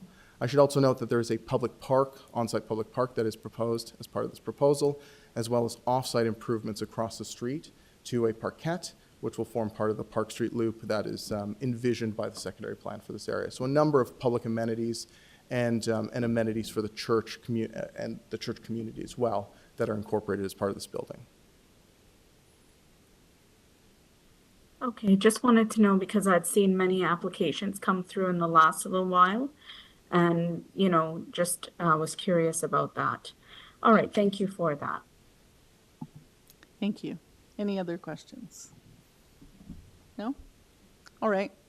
Perhaps, Madam Chair, if I may, did we capture there were some attachments the applicant requested be attached to the approval? I Yeah. just want to make sure that The diagram 3 and 4 that you referenced, where do we find that? Yes, those are actually found in the public, so they're an attachment to the public notice.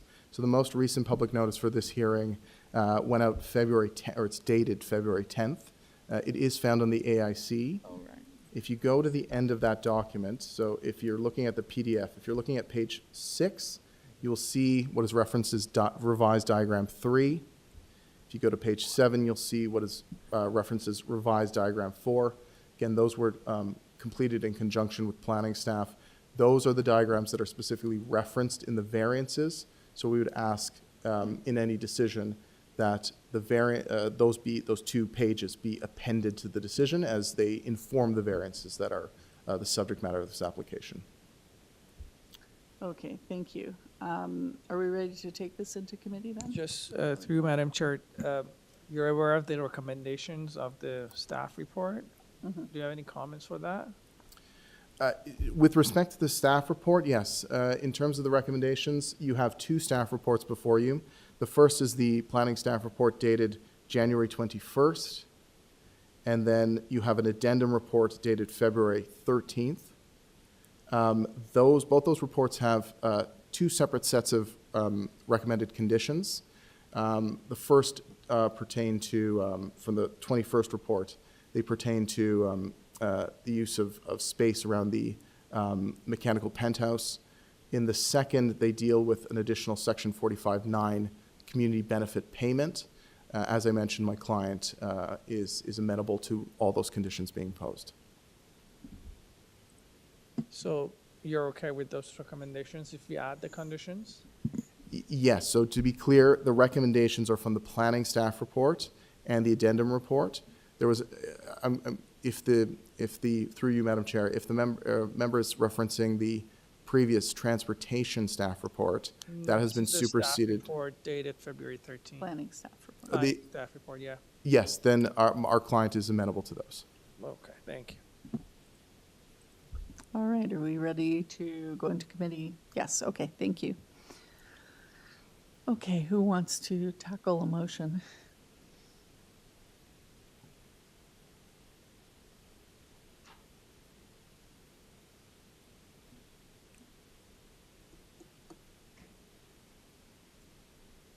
Did we lose Ms. Sankar? Lisa? Oh, okay.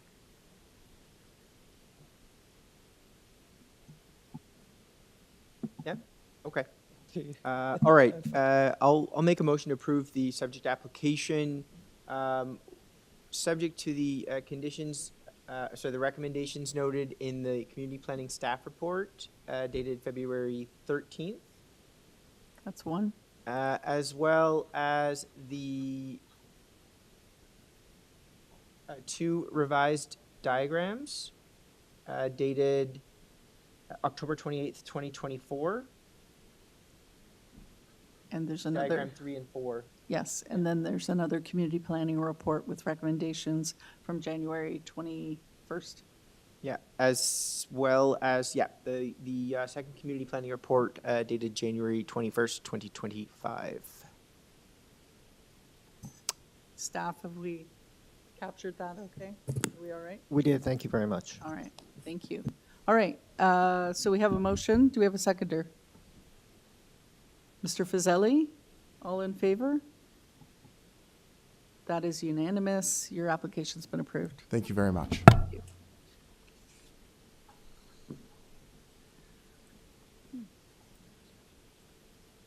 All right, item number 16, 80 Vanderhoof Avenue. This is an application to construct a new dwelling. We have variances for floor space index, height of main pedestrian entrance, building height, height of front and rear main walls, area of a platform at or above the second story. On file, we have revised requested variances, a survey, plans, site photos, community planning report, presentation material, and supporting documents, urban forestry conditions, Metrolinx advisory comments. We have our applicant here. I believe our applicant is virtual, or no? Our applicant is in the audience? Yes, Ali Shakiri, 326 Shepherd Avenue. Good afternoon. Thank you. Good afternoon. First of all, do you have any changes to make to the application today? Yes, Madam Chair. Variance number 3, the building height, we are reducing from 9.1 meter down to 9 meters. And also variance number 4, as per recommendation of the planning department, we are reducing the building height, the wall height from 9 meters down to 8.39 meters. Okay. These are the 2 changes. All right. Thank you very much. Thank you. We do have a interested party. So if you could give us a brief presentation, please. Indeed, if I can have my support material displayed. The first variance, the floor space index is 0.94. Part of that, significant part of that is for the below grade area. Let's say if we were to dig the basement further 3 foot or nearly 1 meters, then that first variance floor space index would be reduced to 0.66, as we can see on the recommendation of the planning. Some of the areas on the floors above grade are 0.66. Only we're having 0.94 because that below grade is considered part of the floor space index.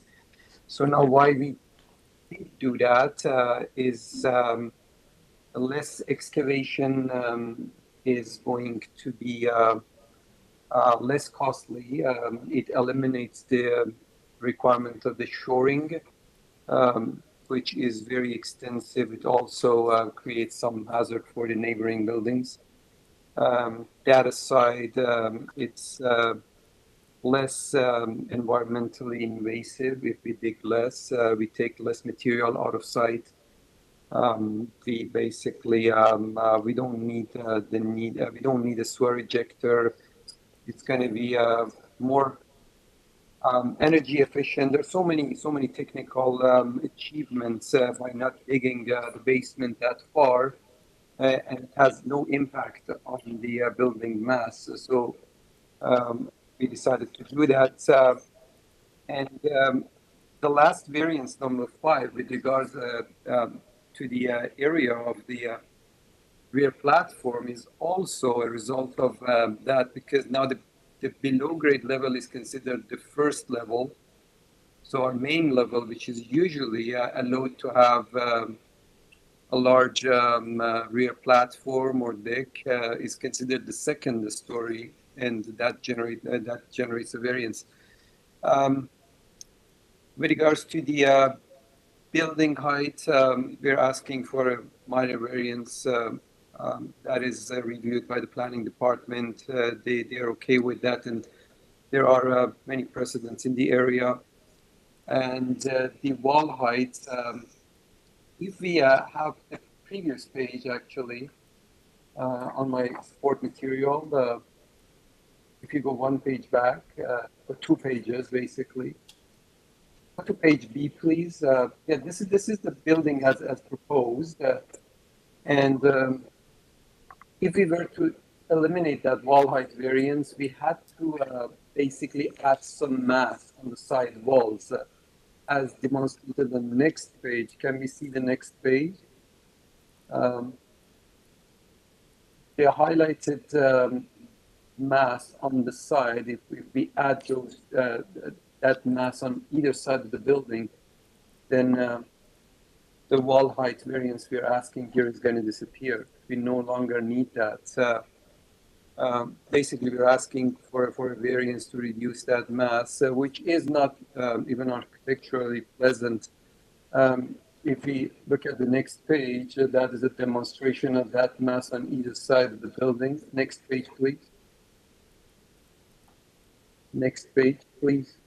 That is like on the front facade of the building. We're going to have to add those 2 unpleasant shapes on either side. There are some photos also on the next pages. We look at the photos, then we turn page. Yep. See those. We showed it by those arrows. We're trying to eliminate that mass that is going to be casting shadows. It's going to be more proximate to the neighbor. Technically, not a good option to have. Basically, next photo is same sort of scenario on Parker's. That's just one street on the south, I guess. We are trying to eliminate that mass. Next page. This is another example again on Vanderhoof, so we are eliminating that. So there's also, we are asking for the main pedestrian entrance to be slightly higher by 20 centimeters. That helps us to gain a little bit of more headroom on the room beneath that sunken entrance. I believe that is minor. We have submitted some comparables and some precedents of the same variance approved in the proximity. Can you wrap up, please? Your time's up. Indeed. I have no further comment. Happy to answer any questions. Thank you. Thank you. Any questions for the applicant? Through you, Madam Chair, just a quick question about the variances. I got 2 variances that you have made the changes. Did you make any changes for the FSI or not? Or did you just remain the same? No, the FSI remains the same, but we accept the condition that is imposed by the planning that if I read that condition, it says maximum floor space index excluding the below grade level shall be a maximum of 0.66. Yes. So that's the condition imposed by the planning part. All right, thank you. Pleasure. Do we have any comments for the applicant or questions at this point? No? All right. Let's move on to our resident. Mr. Kettle. Through you, Madam Chair, we haven't been able to locate Mr. Patel. I left a message on his number, but he did submit a late letter, which we can put up on the screen. Okay.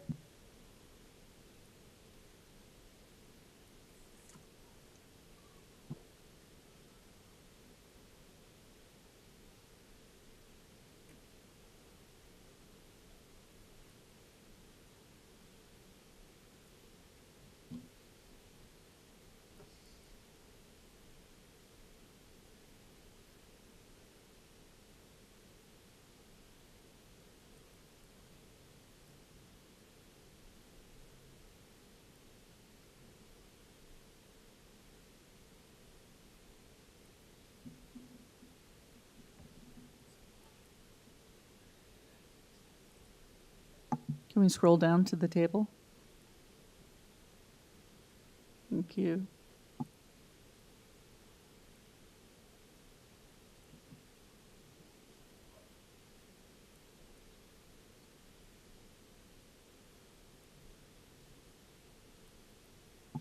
All right, thank you. I think Mr. Cattell didn't have the benefit of the changes that have been made by the applicant today in accordance with the staff report. However, I think we can go into committee then.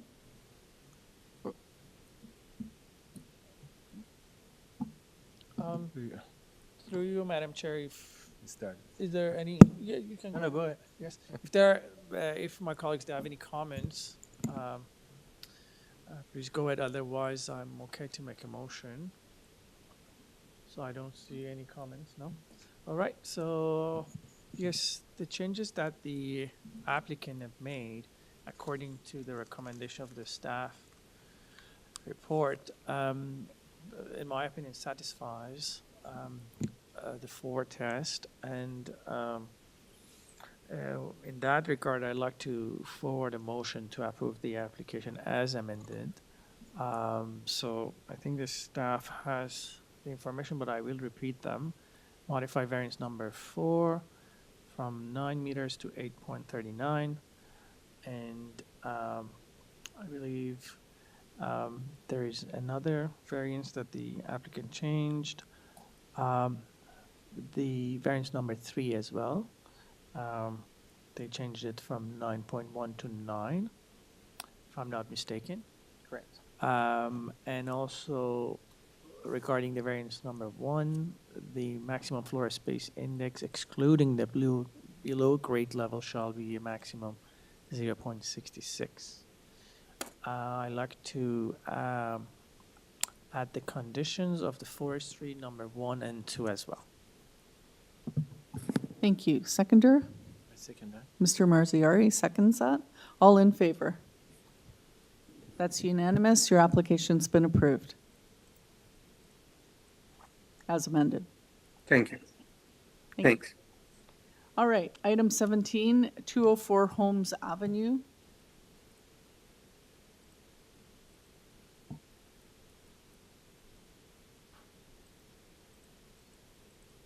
Application to construct a new one-story ancillary building, I'm calling it a garden suite, in the rear of the property. The variances are for total floor area of an ancillary building. That's the only variance. On file, we have a survey, plans, revised plans, applicant's revisions, a community planning report, and urban forestry memo. Do we need a presentation? No, didn't think so. All right, do we have our applicant here?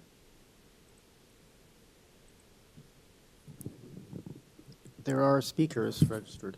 Yes, true. All right, Yeah. Mr. Perez?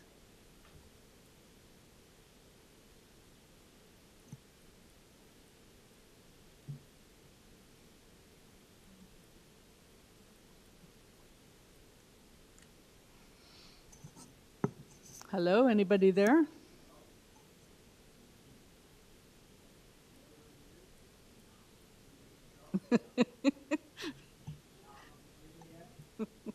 It's a game.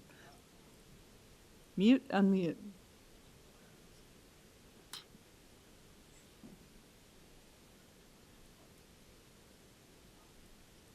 Do we suggest that Mr. Sorry. Perez not try to unmute himself? Right, so again, a reminder to participants, please allow staff to mute and unmute you.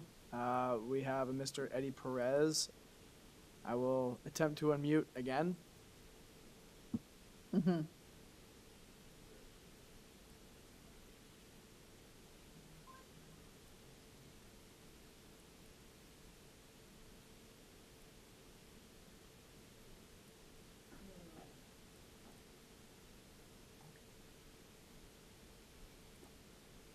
Hello? He is now unmuted. Okay, Mr. Perez, are you there? It's not your first time, I don't think. No. Are you there? Yeah, I'm here. Can you hear me? Yes, we can. Okay, sorry about that. I don't know what's going on here. Don't Sorry try about to that. unmute My yourself. my name is Eddie Perez. I'm at 537 Rogers Road. We made a revised drawings as per planning's comments. We brought it down to 84.18 meters square. And I feel that the variances are very minor in nature and meets the 4 test. Thank you. All right, thank you. Do we have, so our residents are online, correct, our neighbors? Let's hear from the first one.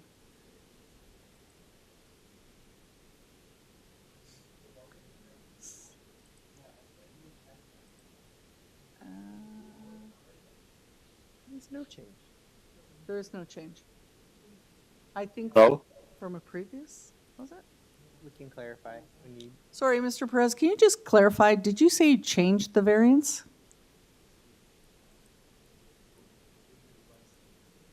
The total floor area? Oh, yeah. Hello? Can you hear me Yes. again? Mm-hmm. Yeah, there was changes just to the gross floor area as per planning's request. The notice sent out was 89.8, where we brought it down to 84.18. 84.18. Yep. Yeah. Why don't I see that in the planning report? Am I missing something?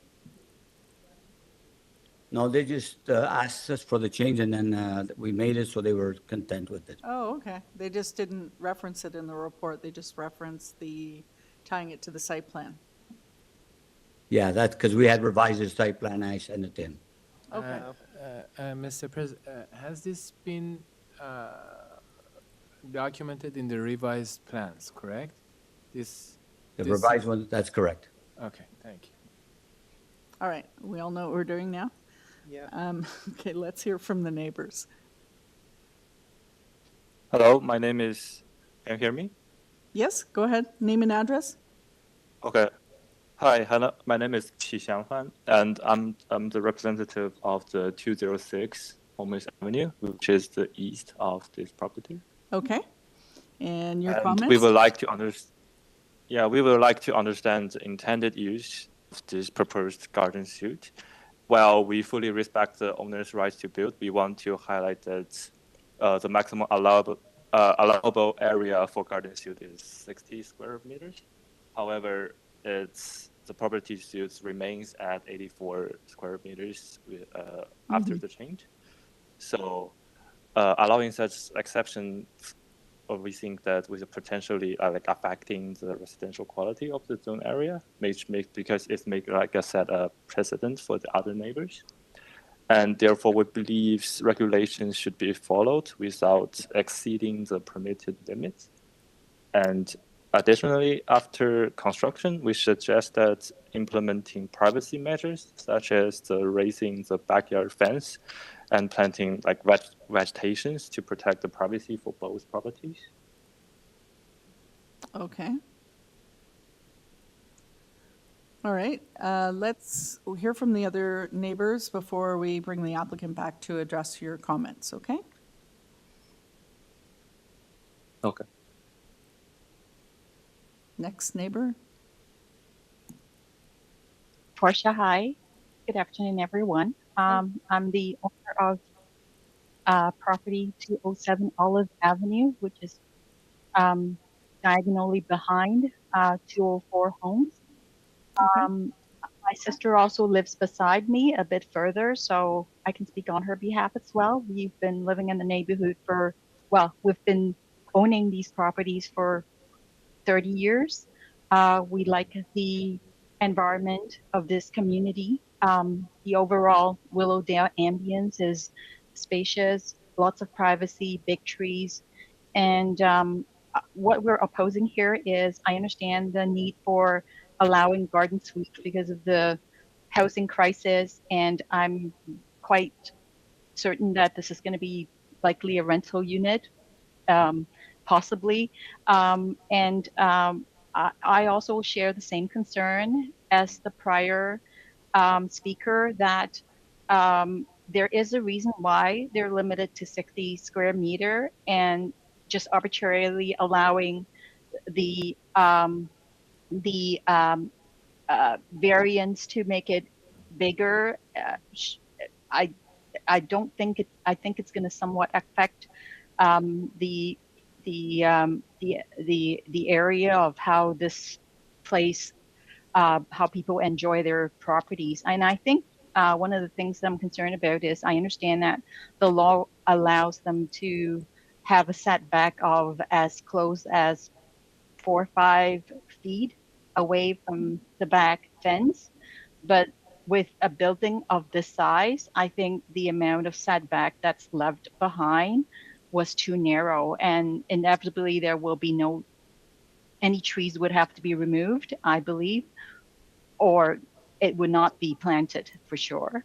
And you will also notice that a lot of the space are left to the front of the suite, which create a lot of usable space for the 204 property residents, but it's very close to their neighbors. And imagine if you have 3 garden suites beside you and behind you, your backyard's basically fenced in.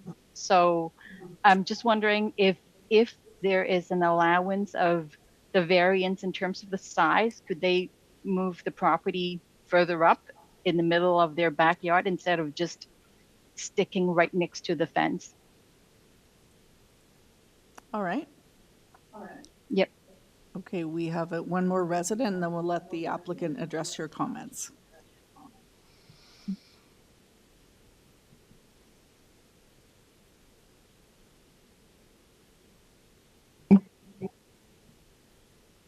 Hello. Hello. Your name and Hello, address, can you hear me? please? Yes, we can hear you. My name is Evan Choi. I'm at 209 Olive Avenue. Mm-hmm. Go ahead. We're the next door neighbor of the previous speaker on 207 Olive Avenue. So for my backyard, we're right behind the property of concern right now. I share the same concern with our 207 Olive Avenue neighbor, especially about trees.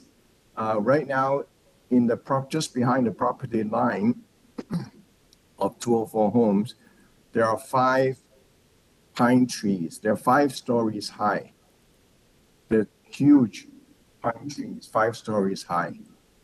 And I'm wondering if they build a house so close to the fence, are these 5 pine trees gonna be removed, cut?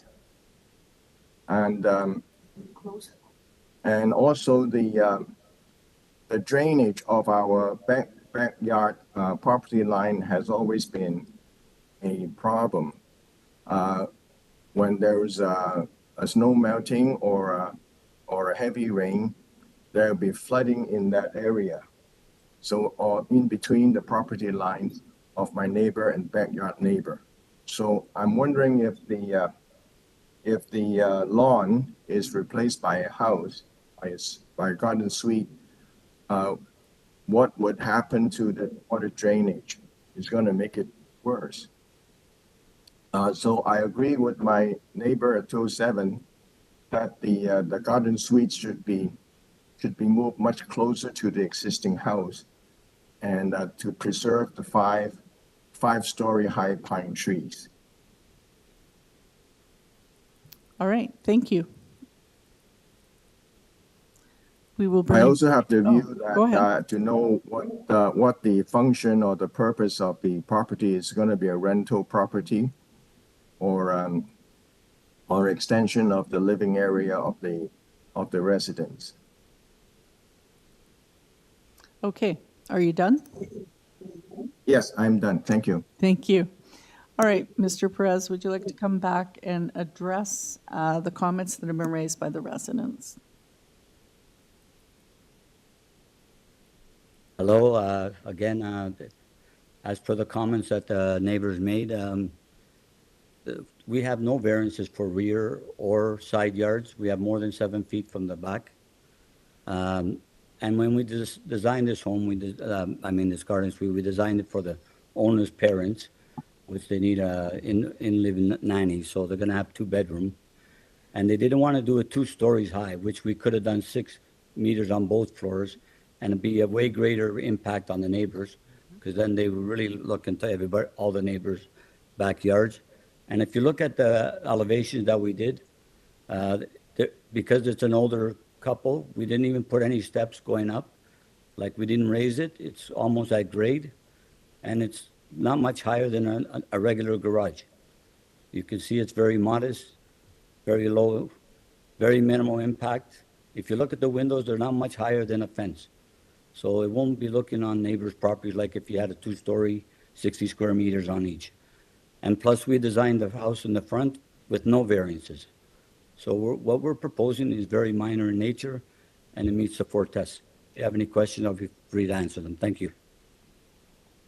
One follow-up question about those trees in the backyard, those pine trees.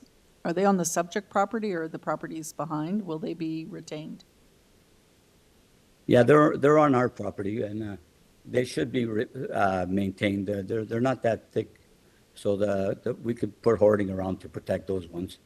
But we're getting an arborist report as we speak being done, and we're going to be dealing with forestry. We'll meet their conditions. Whatever forestry requires, we'll make sure to do it, and we can plant trees if needed. We have no issues with that. And is there a fence proposed along the property line in the back, or is there one there already?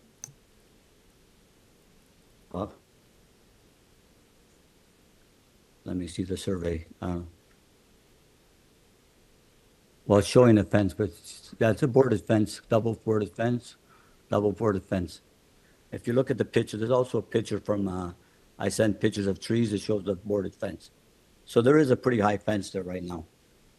It looks like it's about 2 meters high. If you put up the pictures I sent, it says pictures of trees.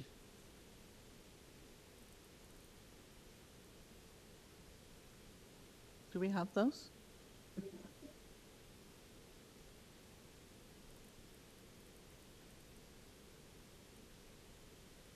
It wouldn't be on that file. It's on a separate file.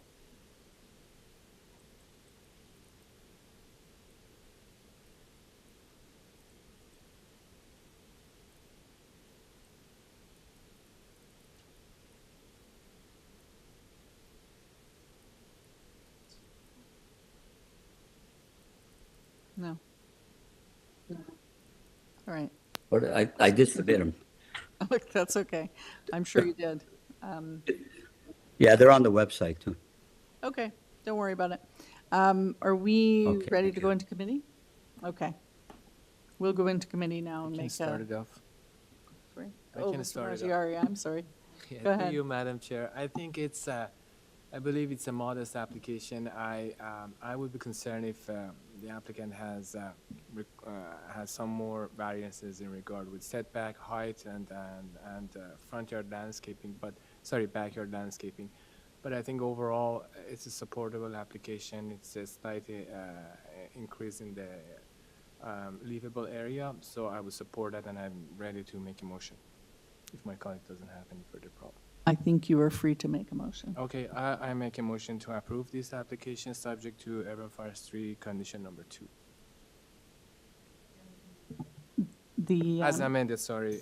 So the lot coverage of the building reduced from 89.8 to 84.18. And subject to the condition from planning?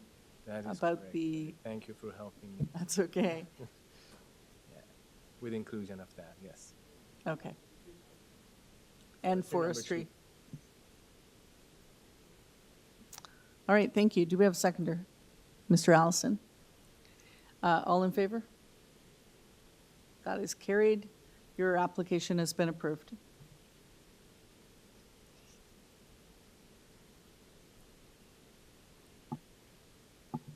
And we lost him again. All right, item number 18, 127 Young Boulevard. This is an application for a new 3-story detached dwelling through interior alterations and additions to an existing 2-story house. This is the second one we've had like this today. We have variances for front yard setback, north side yard setback, south side yard setback, rear deck projection from the rear wall. On file, we have a survey, site plan, plans, and site photos. We have our applicant here. Hi, yes, I'm here. Could you speak up a little bit and give us your name and address, please? Yes, my name is Ali Shams, and I am the applicant for this application. My address is 1100 Shepherd Avenue East, Unit 309, Toronto, Ontario, M2K2W1. Thank you. Do we need a presentation on this one? Okay, do you want to just ask a question? Sure. I mean, I don't need a full presentation. Perhaps the applicant can just provide a little bit of planning rationale for the deck projection. I just might note it's a pretty significant projection, and it's, I think, some concern further compounded by the fact that the height and some on-site and overlook to adjacent property. So we initially got permit for this application without having to apply for the Committee of Adjustment. This application has a building permit in place and the building is being constructed. So in the middle of the construction, we changed some factors on the building, including the side yard overhangs, which we reduced the glazing, and the front yard. We reduced the front yard setback because just we wanted to line up the second floor wall with the mezzanine and first floor walls. But at the back of the house, we are proposing a longer than permitted concrete deck, and the reason why, because we didn't initially we didn't request for the building length. Instead, we wanted to have a longer concrete deck for the client to enjoy the summertime, having some gathering over there, and as it is close to the proposed pool, it acts as the lounge for the concrete pool.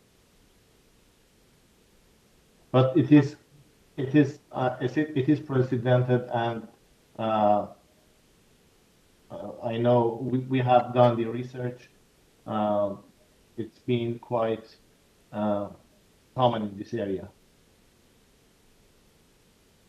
Do you have any of that research in the file? Precedents? Yes, 83 Brook Avenue, they have proposed almost the same length. 37 Fellbrick Avenue, they have proposed 3.96 meters. 43 Mason Boulevard, they have proposed 3.36 meter length. 120 Ridley Boulevard, they have proposed 2.9 meters length combined with the building length of 24 meters. So we have limited the length of the building to 17 meters. Just we are encroaching the concrete deck for 4.8 meters. I guess it doesn't cast any shadow onto the neighboring lots. Just it is used for the recreation and I mean enjoyment of the summertime. Okay, thanks. Any other questions? No? Let's take it into committee.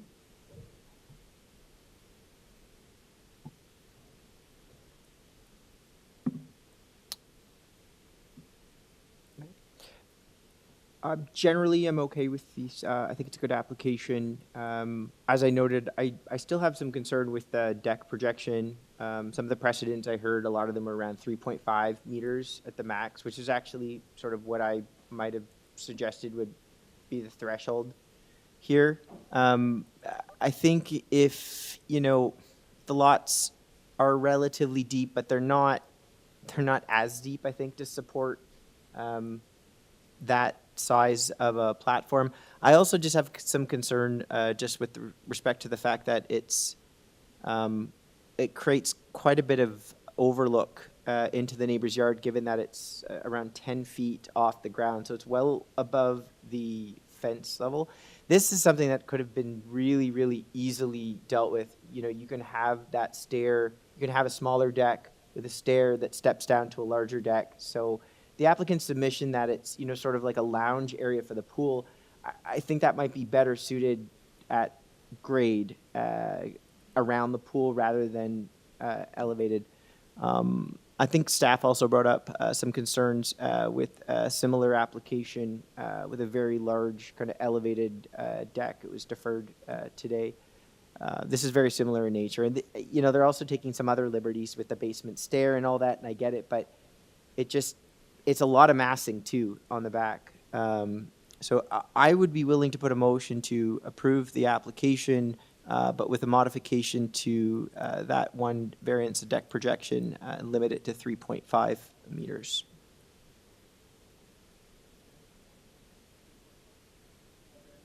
That is, yes, variance for number 4.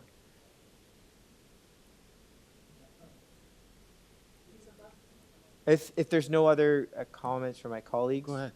Okay, I'll make a motion to approve the subject application as follows. Approve variance number 1, 2, and 3, and modify variance number 4 to permit a rear deck projection of 3.5 meters from the rear wall. Thank you. Mr. Marziari seconds that. All in favor? That's unanimous. Your application has been approved as amended. Thank you.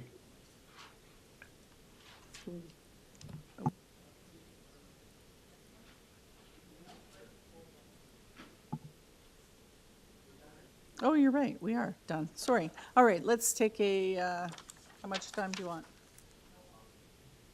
5, 10? We can say 5. We never make it back in 5. We'll try to make it back in 5. Okay, thank you.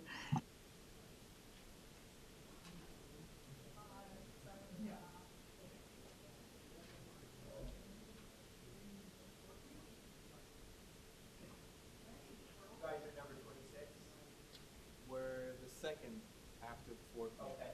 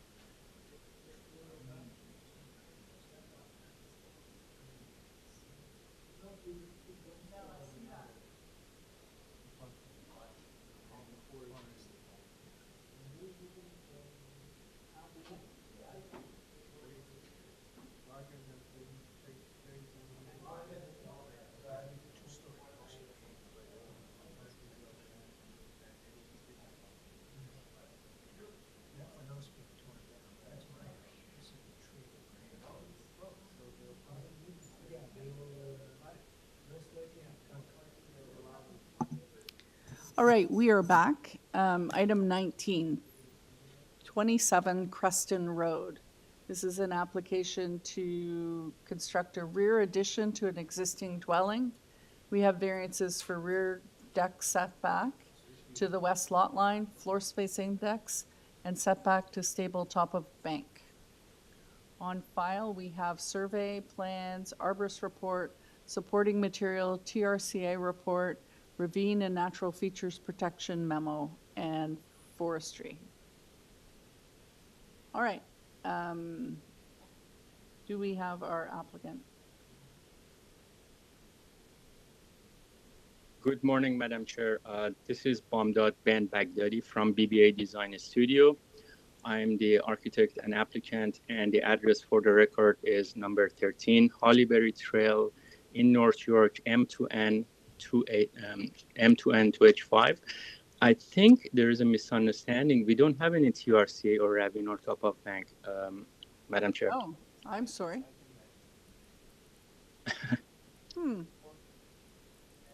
Okay, sorry. The application is number 27 Creston Road. 27 Creston. Am I not on Creston? Oh. Ooh. Wait a minute. There's something wrong with my agenda. One sec. I think I'm... One moment.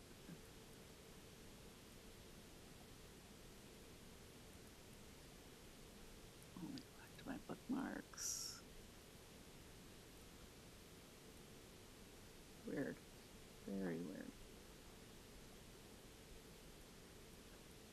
My apologies. Not a problem. Okay. Right, I'm sorry. I think my agenda and my bookmarks were misaligned. So 27 Creston Road is to construct a new dwelling. We have variances for floor height of front platform, front porch and rear deck coverage, height of side exterior main walls, height of first floor above established grade. On file, we have a previous decision, email and zone changes, survey plans, revised elevations, a cover letter, planning correspondence, photos, a community planning report, and urban forestry. All right. So we don't have anybody here. I don't think we need a presentation, or we do? Oh, okay. All right, so if the applicant, we've got your name and address, so would you like to give us a brief presentation? Sure. Before I do my presentation, I would like to bring committee's attention to why we are here to the committee for the second time for the same application. We came to committee with the same house, setbacks, massing, heights, and everything else, and got our zoning notice. Came to committee approved it, and we got our zoning certificate issued. This was done by examiner A. I don't want to say any names, so I respect all the city staff, regardless of their names and gender and race. And we applied for the building permit with the same drawings and the zoning certificate. The application surprisingly assigned to examiner B. Usually when we apply for permit, the application goes to the same examiner A, and they basically do a quick review and close the file. Our second examiner had a different interpretation of the zoning bylaw regarding the established grade and didn't accept the examiner's A's review regarding the established grade.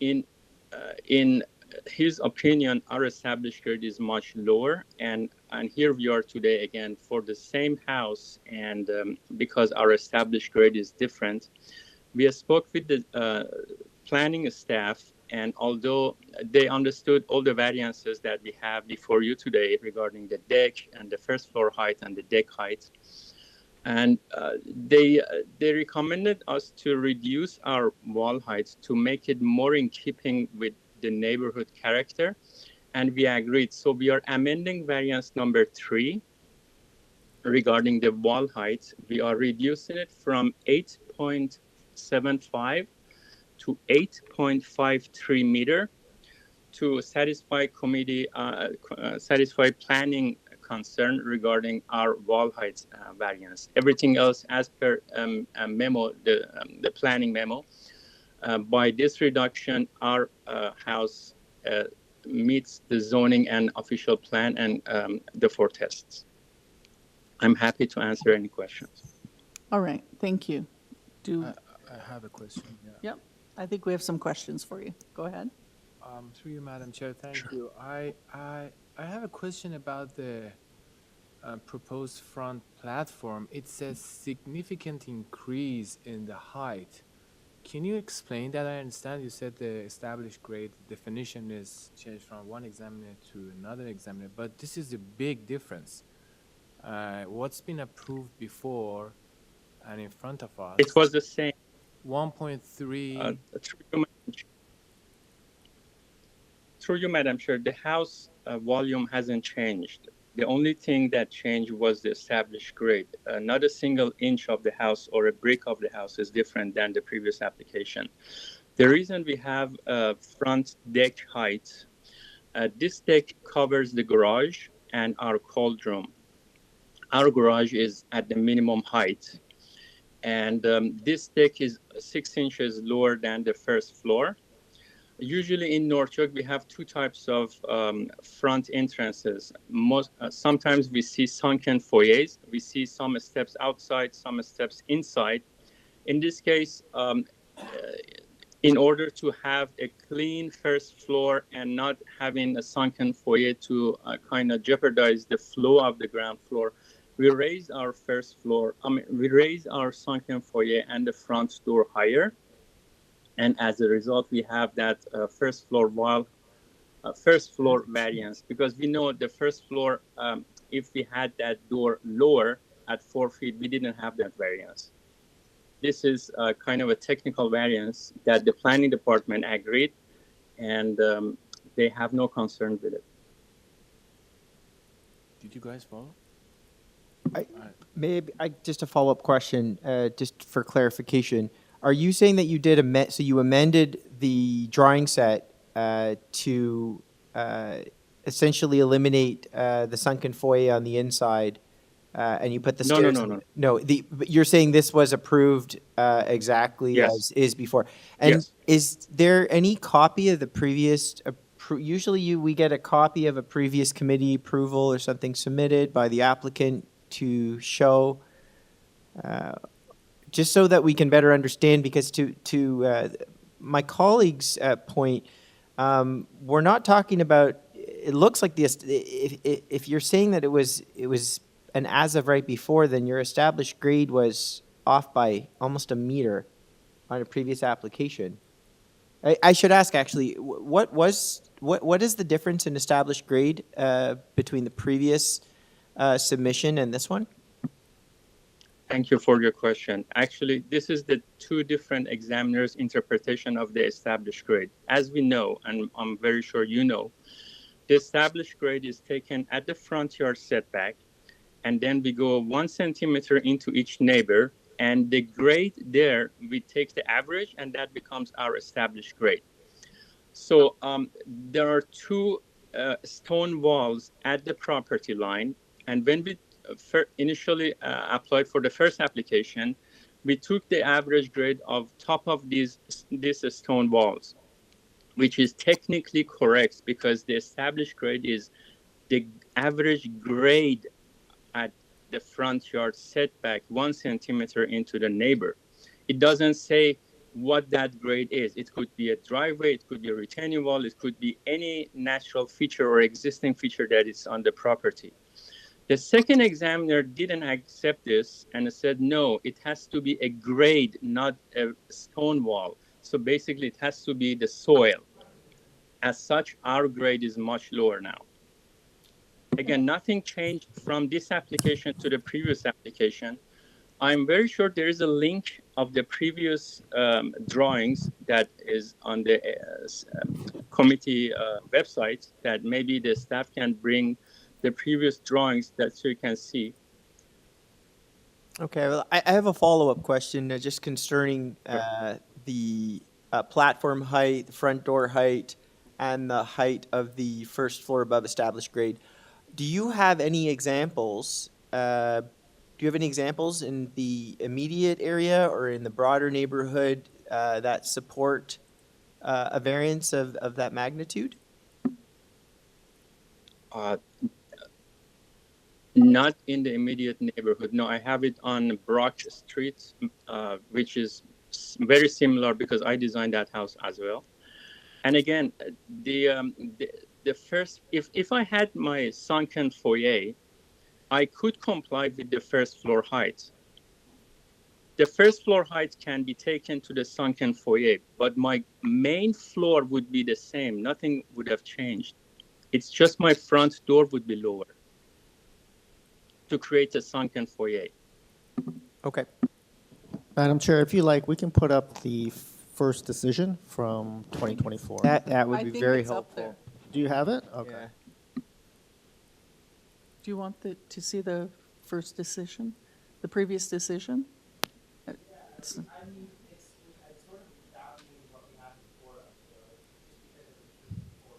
Can you put it up, please? Staff had it up just before. Here.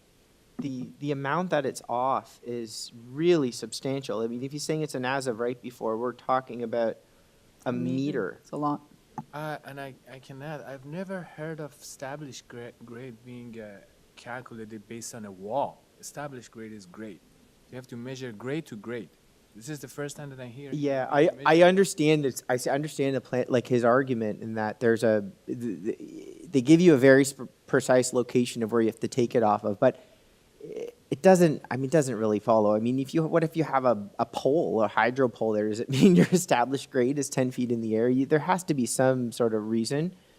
The grade, and I would also note that the grade in this on this block it's pretty flat. There's not a lot of variation. It is very, and as such, our established grade is very low, almost at the garage height. Usually in North York, the driveway or the slope, the land slopes up from the street. That helps with the established grade. In our case, it's almost flat, the property. And again, the planning Clearly, review the is examiner made a although mistake first time. That's clearly the examiner made a mistake first time, and we were looking at that number that was raised by 6 inches, whereas now we're looking at like 4 feet. Like it's totally different.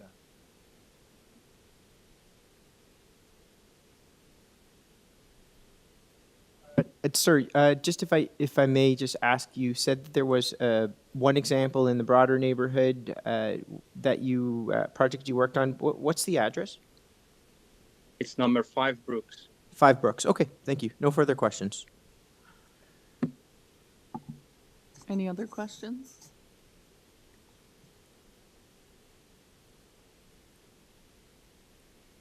We're ready to. Candy, through you, Madam Chair, may I respectfully ask that the staff put the planning memo on the screen, please?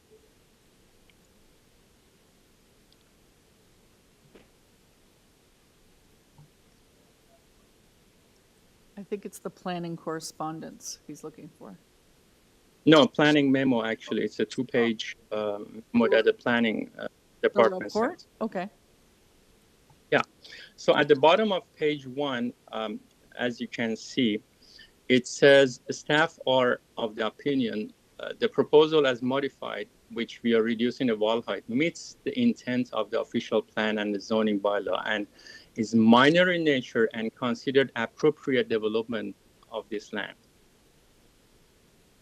So this is the planning point of view regarding this application. They actually take a look at the character of the neighborhood, and I think Andrew, which is our planner, actually drove by and saw the neighborhood.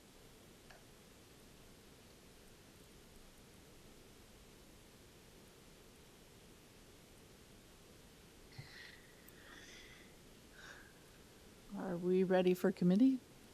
Okay. Let's take it into committee.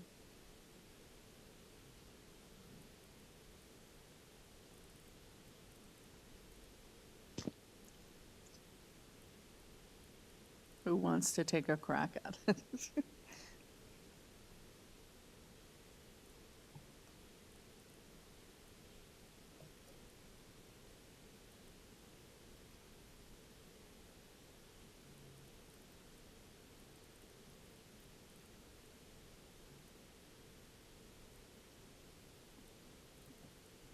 Can I ask staff just to put up the previous planning approval, if you don't mind?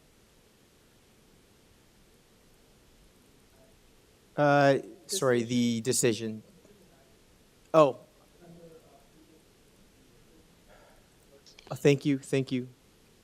Okay.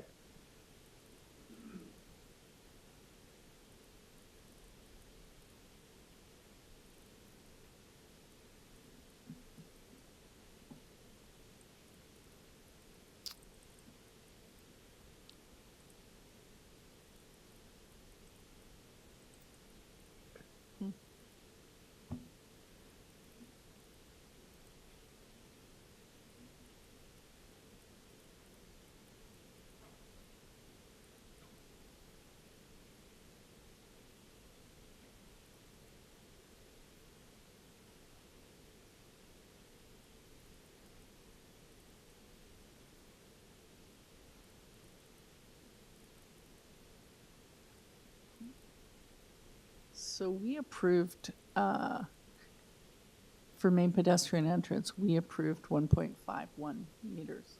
Mm-hmm. And now,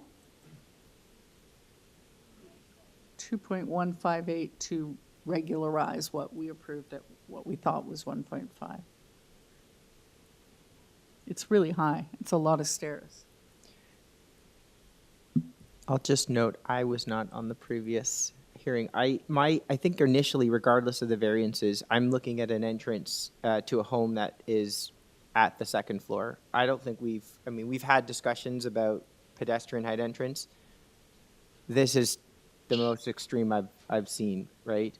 And how does that happen on a flat lot? Well, they miscalculated established grade, which throws the whole application off. I mean, that's the very first thing. Usually you would, it's a good thing to confirm with the examiner established grade. In this case, they took some liberties of the fact that they took it off of a foundation wall. Not even a foundation wall. It's a block wall that has flat grade on both sides of it. So it just kind of threw everything off. So I think regardless of the variances, I look at the drawings and I see that the entrance is from the second floor. I don't see anything remotely close to that on the street. I've got some concerns with the platform height, the front door entrance, and the first floor height. I don't take the submission that it's a technical variance. It's a variance we're very familiar with, and if I look at purpose and intent, it is to regulate the relationship between the entrance of a home and the street so that there's some continuity between other houses. Mm-hmm. I think they've taken quite a bit of liberty. It kind of reminds me of like a perron, those that you see in those large temples on those Italian villas. Entered from the second story, and then you've got this large temple-like structure in front. And if you look, it's facilitating a 12-foot tall basement ceiling height. Oh, seriously? That as well. No. But I don't know. I think the community. I disagree with planning. I think it's very limiting that they didn't call that out. I would be willing. I don't think for me at least I wouldn't be able to support it. But seeing as there was a previous approval, taking that into account, I think certainly like a 1.5 meter.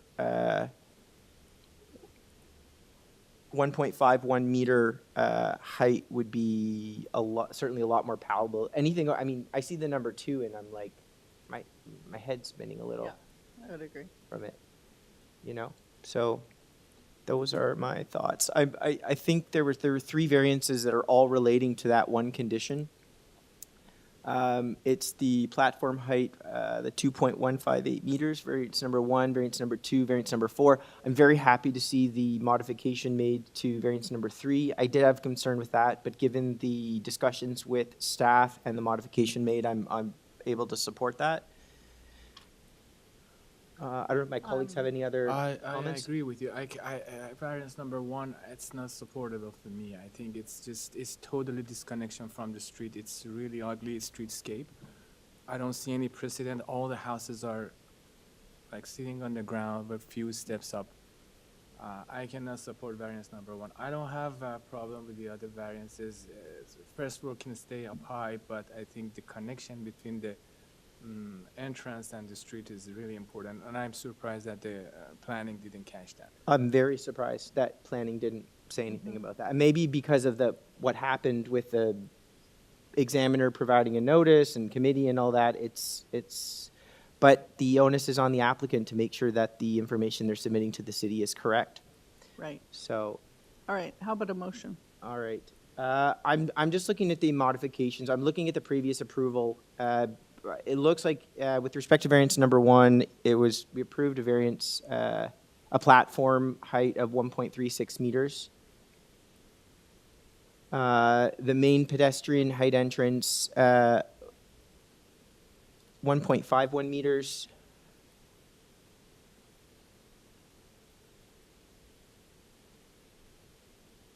Forgive me, I'm just.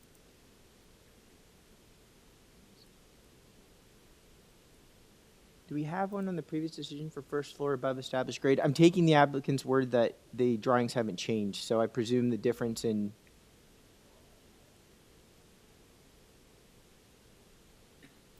Okay. No, it's platform. And main pedestrian entrance. So I think it would be important to establish what the difference is here if we're going to modify these variances. But main pedestrian entrance isn't in the current one. Is it? Am I missing it? Where? That's not the same. Oh. That's not main pedestrian entrance. We don't have that variance. We had it in the previous decision. This is the front platform height. Isn't it the platform in front of the house that they're proposing? Yeah, I don't even see the variance for the front door height. No. I really hope they didn't miss it. Zoning examiner B? Yeah.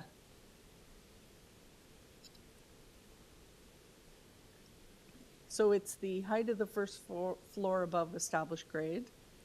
Do we have a concern with that one? Number 4. Yeah, I would be looking to modify that.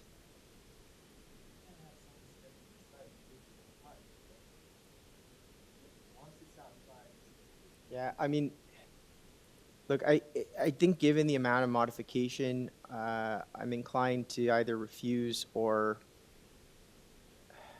need to defer after we've heard. I know. Yeah.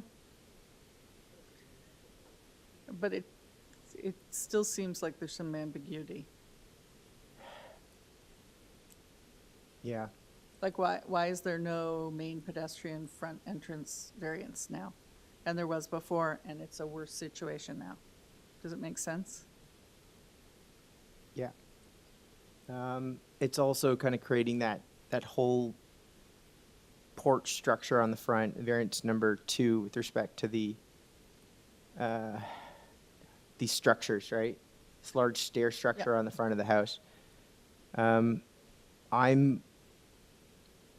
Unfortunately, I think just kind of given what we have before us, I would only be able to support variance number 3.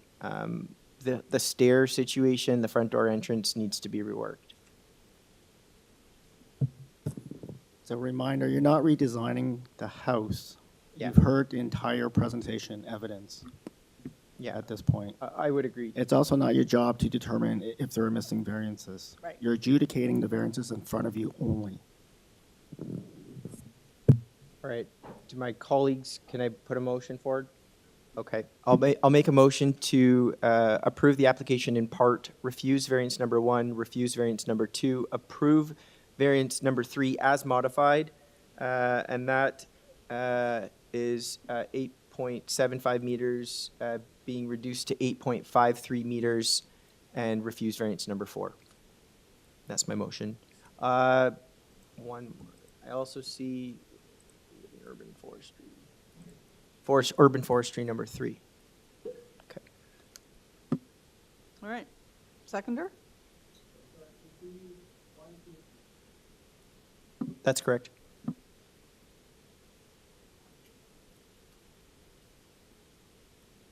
Do we have a seconder? Nope. All right. That motion fails. Do we have another motion? I can make a motion. I would just refuse variance number 1 and approve variance 2, 3, and 4. All right. On forestry condition. So I refuse variance number 1, approve variance number 2, approve variance number 3 as amended, and approve variance number 4 with inclusion of urban forestry condition. Variance 1, correct.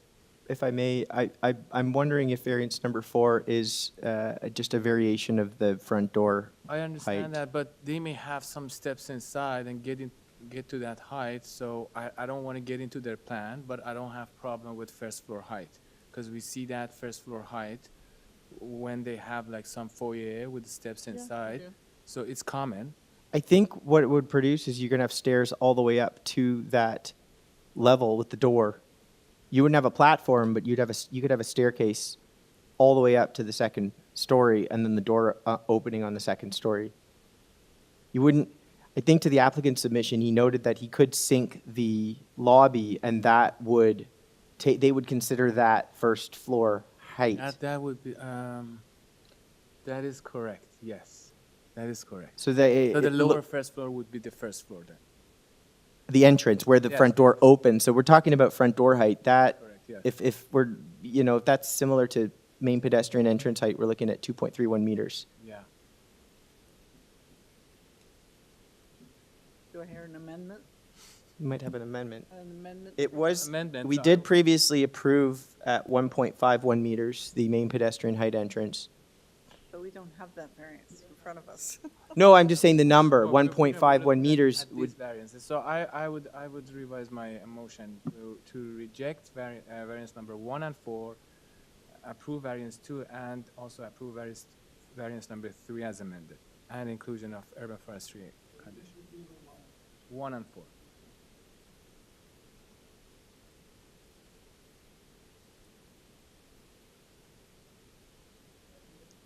Seconder?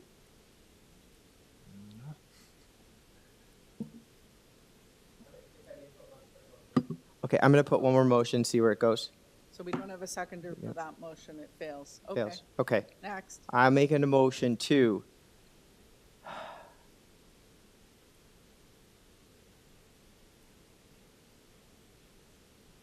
all right, I make a motion to refuse variance number 1, refuse variance number 2, approve variance number 3 as amended, and modify variance number 4, the proposed height of the first floor above established grade to a maximum of 1.51 meters. See where that goes. I don't want to beat a dead horse, but what is your problem with number 2? It's just coverage. I'm not sure where we're going with that. It's just increasing the coverage of the lot. I mean, It has to be limited. I assume we're trying to, that's there to control the size of a platform on the front? Yeah, I presume the fact that if the number 4 is lowered to 1.51, they won't be able to create that big deck above the garage. Okay. Checking. It's just if you have an elevated entrance and all that, they're typically very small. You got a stair with a very small porch. The fact that it's raised to have it span across Okay. almost the entire front. It's not big, it's not a big difference, right? It's allowed to be 5% and they're asking for 7. That's what I mean. It's still allowed to. Fine. All right, we could so work within that. one more time. The motion is? Okay, motion is to refuse variance number 1, refuse variance number 2, modify variance number 3 from 8.75, as modified by the applicant, and modify variance number 4 from 2.31 meters to 1.51 meters, as well as the urban forestry condition. All right. Do a seconder.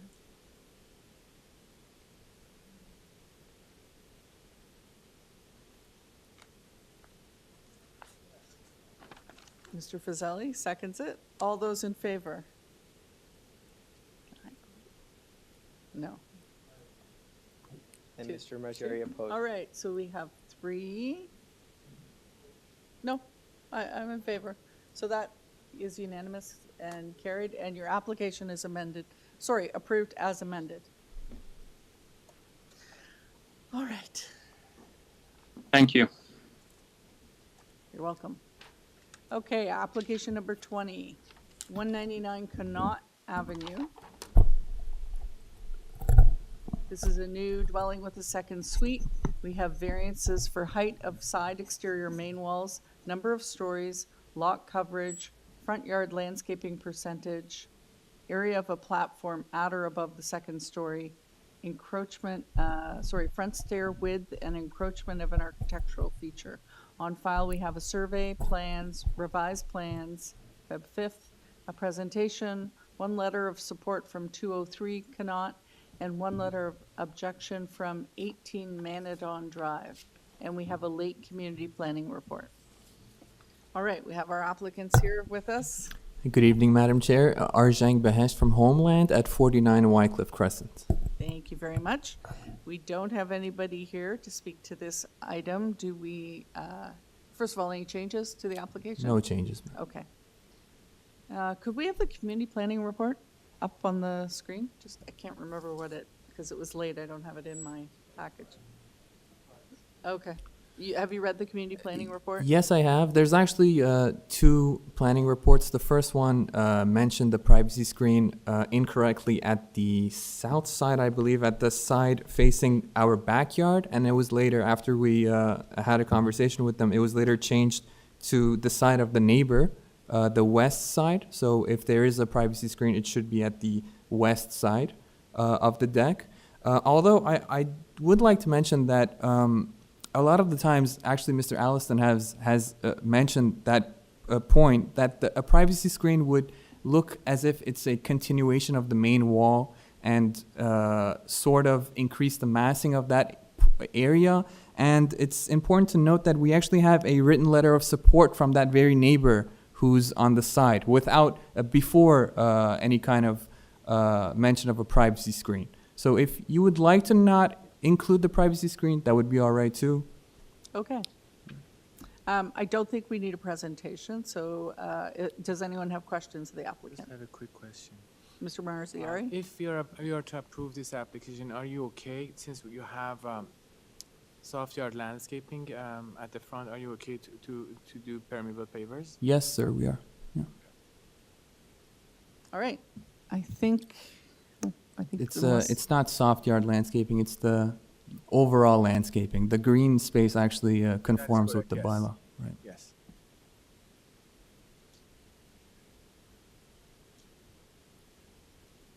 Are we ready to take this into committee then? Yes. Okay, thank you. Any comments, motion? I think we can leave, Sorry. Please. I think we can leave the privacy screen up to the neighbors to decide whether they want it. Okay, So I'd be happy to make a motion if my colleagues don't have. go ahead. So I'd like to make a motion to approve this application with the condition of planning, inclusion of 1.8 meters privacy screen on west side, and also permeable pavers at the front yard. Do you want to mention? Yeah, if it's all right, I think given the neighbor was in support and didn't mention the privacy screen, we might leave that for them to decide. And I only say that because it does create additional massing. Did you hear the applicant say Yes. that? But Yes. I'm fine to remove that, okay. Okay. yeah, okay. Good. Sorry, can I just clarify, the permeable pavers are for, For the front yard. For the drive. For the driveway?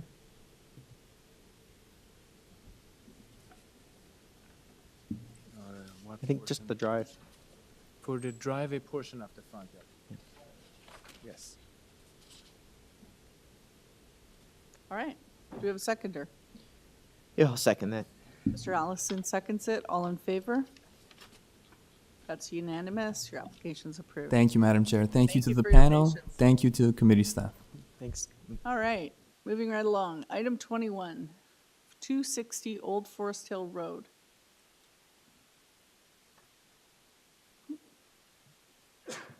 This is an application for a new two-story detached dwelling.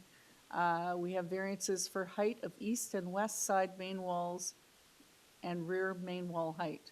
On file, we have a survey, plans, arborist report, presentation material, Metrolinx advisory memo, letter of support from 254 Old Forest Hill Road, and 2 late letters of support. Did anyone want a presentation on this one? This is unfortunate that we've run so late because this applicant's presentation, I thought, was a really good explanation of the main wall heights, you know, in terms of discussion. So hope everybody has looked at that, but I don't want to belabor the point at this point. So do we have our applicant with us? Good evening, Madam Chair. I hope you can hear me. Last name's Bronskill. Yes. LL, first initial D for David. Yes, and your address, Mr. Brownskill? Yes, 333 Bay Street, Suite 3400, Toronto, Ontario. Thank you. We do not require a presentation at this point, and unless there's something you want to bring to our attention, we'll just proceed into committee. Oh, first I should have asked, do you have any Thank you, Madam changes? Chair. No changes to the application? No changes, Madam Chair, and thank you to the kind words about the presentation. We worked hard with the architects to explain what was being sought in terms of that main wall height, and so we do appreciate that you did look at it. Thank you. Yes, it was very helpful, I find, for understanding some of these applications, especially after we've reviewed a number of them, you know, during the day. So it's just very clear to see what the explanation of the variances. So thank you for that. All right, we'll take this into committee. Anyone? Yep. Happy to bring a motion. This is an excellent example of where a main wall height variance on a side elevation is appropriate. It is essentially to facilitate a side gable roof. It comes down quite gracefully to a much lower front main wall to mitigate the massing and impact from the street. Well done. I'm happy to bring a motion to approve the subject application without condition. All right, seconded by Mr. Fazeli. All in favor? All right, that is approved unanimously. Thank you very much. Thank you, Madam Chair. All right, item 22, 39 Bickerton Crescent.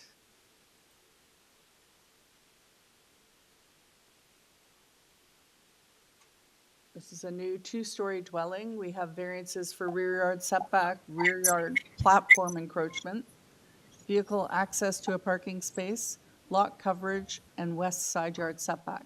On file, we have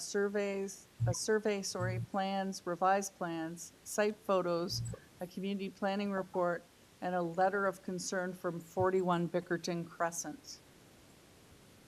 We have our applicant.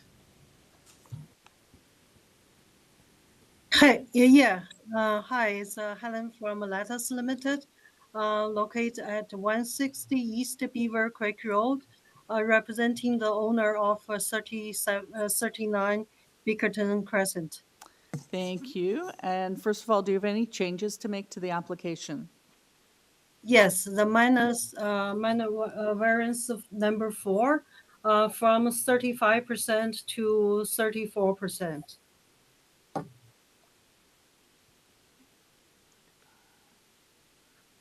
Sorry, that was 35 to 34? Okay, thank you. Yes. All right, thank you. There is no one here to speak to this application, so I don't think we need a presentation. All right. So unless you had something you wanted to point out to us, we'll just take this into committee for a decision. Yes, regarding number 3, we are concerned the vehicle access on the flanking street. Actually, if you can pull out the site plan for this project. So if you can see along the flanking street the walkway, right? If we put the driveway along the flanking street, which is south side of the lot, the driveway will be too short, and when the vehicle come out of the garage, and face out a very short driveway and very dangerous for the pedestrian on the walkway, right? So we propose to stay whatever the existing driveway location. So that's what we want to point out. And also the coverage, 34%. We reduced the 35%, proposed the 35% to 34%. We think is moderate for our case. All right, thank you. So we'll take this into committee for consideration. Thank you. Anyone? Through you, Madam Chair, I'd like to forward a motion, if there are no comments from the colleagues, forward a motion to approve the application. I think it satisfies the test. And the motion as amended for variance number 4 from 35% to 34%. Yes. And Mr. Marziari seconds that. All right, all those in favor? That is unanimous. Your application has been approved. No conditions.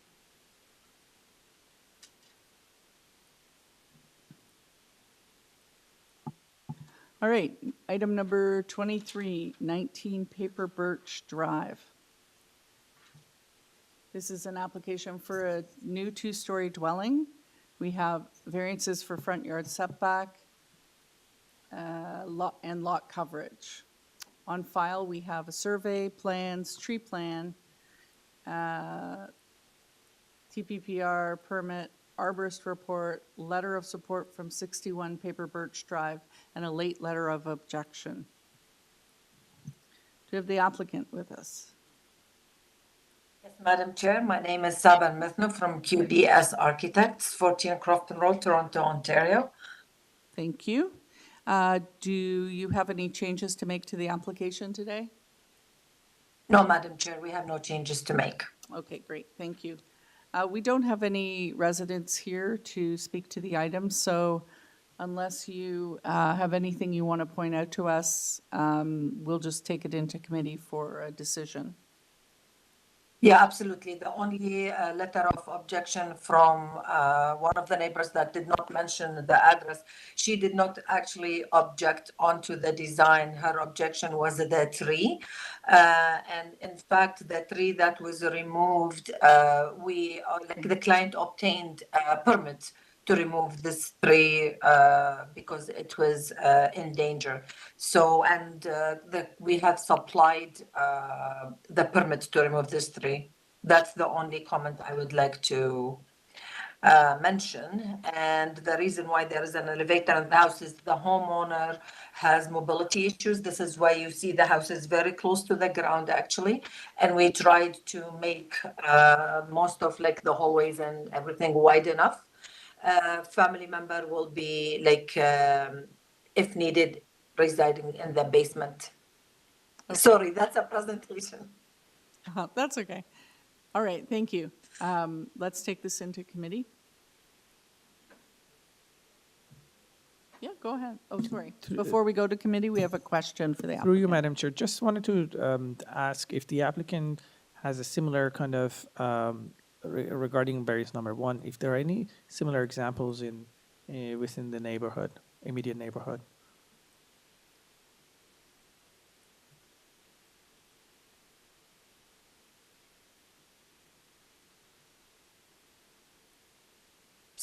Sorry. Yes, so for the front yard setback, in fact, we placed the house in the same location as the existing house was. Because of the pie-shaped lot, it was really difficult for us to, achieve the design. So this is why you see lots of in and out in our massing. And we placed like the front yard setback is to match the existing front yard setback of the previous house that was on the property. Thank you. All right, Mr. Allison? If I can just confirm, I see that you've matched the front yard setback, but if I'm not mistaken, there's actually a bit of a reduction on the corner adjacent to number 17, where the building actually kind of steps back, which is an improvement from the existing condition, is it not? Yes, that's correct. Okay, thank you. Yeah, thank you. All right, now we'll take it into committee. I can start it off. Go ahead, Mr. Thank Marziari. you, Madam Chair. I think it's fairly straightforward application. Variances are minor, satisfies for tests. So I'd like to make a motion to approve with no condition. All right, do we have a seconder? Mr. Fazeli seconds that. All in favor? That is unanimously approved. Thank you. Thank Okay. you very much. You're welcome. All right, item number 24 is 25 KIMBARK Boulevard. This is a rear addition to an existing dwelling. We have variances for rear deck setback to the west lot line, floor space index, setback to stable top of bank. I'm losing my ability to talk. On file, we have a survey, plans, arborist report, supporting material, a TRCA report, ravine and natural features protection memo. All right, do we have our applicant? Good evening, Sean Galbraith, planner here on behalf of the application. Good evening to you. First of all, do you have any changes to make to the application?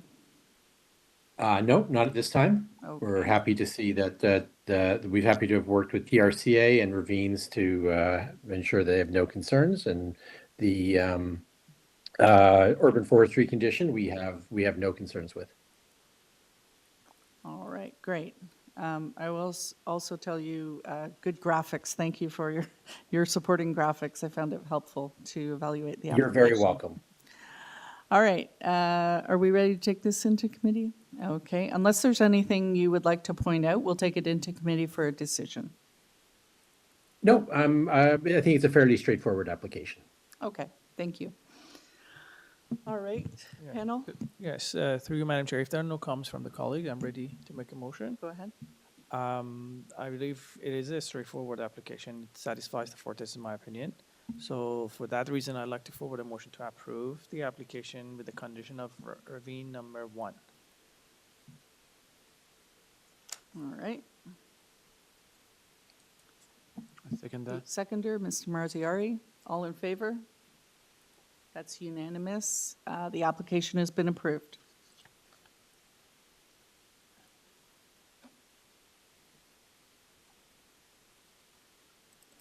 All right, we will move on to item number 25, 63 Stewart Avenue.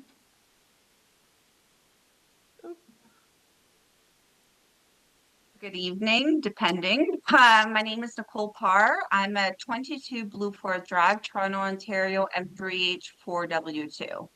All right, Ms. Parr, you beat me to introducing the application. Just bear with me. Sorry. That's okay. It's been a long day.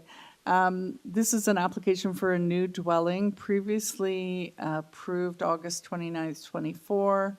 We have variances for lot coverage, number of stories, area of a platform at or above the second story.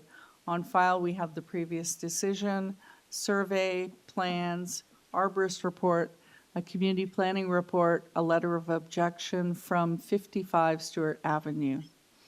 Thoughts? Do we need an explanation on anything here? No? All right. Privacy screen.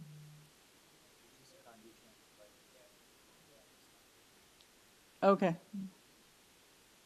All right. Have you considered the community planning report, the recommendation for screening? Absolutely, and we so appreciate them working with us with understanding this very technical variance for 3-story, and we 100% agree to add the privacy screening, so thank you very much. All right, thank you. So we'll take this into committee for consideration. Okay. Anyone?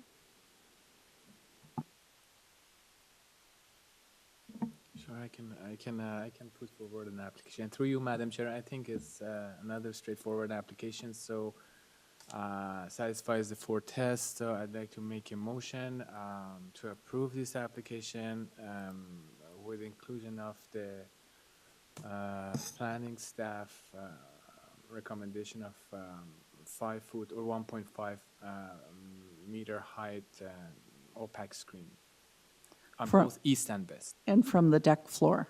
From the deck floor, correct. Okay. Second, Mr. Fazeli seconds that. Mr. Allison, are you okay with that? I was just wondering why they required the privacy screening on both sides, given that the deck is only on one side of the.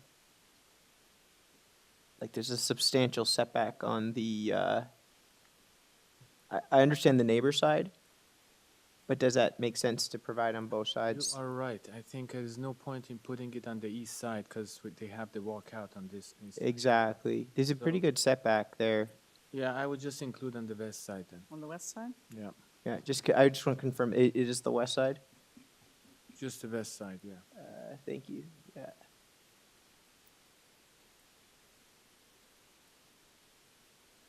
All right. Do we have, so did staff get that we changed that just to the west side? Okay. And you seconded, right? All right, all those in favor? That is unanimously carried. Your application's been approved. Thank you very, very much. Have a nice evening. You too. Thank you. All right. Application 26, 98 Castlefield Avenue. Okay, this is a new detached dwelling application. We have variances for floor space index, building length, building height, front and rear main wall height. On file, we have a survey, plans, community planning report, urban forestry conditions, and a new site plan. Do we have the applicant? Yes, Madam Chair, Ali Shafiri, 326 Shepherd Avenue East. Hello again. All right. Good evening. Do you have any changes to make to the application? No, Madam Chair, no change. All right, thank you. Do we need, we need a presentation. Yeah, Mr. Shakari, could you please make a very brief presentation? We have a resident in the audience today. Sure, as you can see, a straightforward application, 4 variances. We're increasing the floor space index. The building length increased from 14 meter to 17 meter. That 17 meter is actually quite a standard everywhere in Toronto, but there is that 14 meter limitation for this neighborhood. And every new house that is built in the area is got into committee of adjustment to get some sort of a length variance of that sort. Slightly increasing the building height and slightly increasing the wall height, all very minor comparing to the comparables. And I mean, if I can have my support material displayed, I can. I think I have some very useful support material. Can I have that display, please?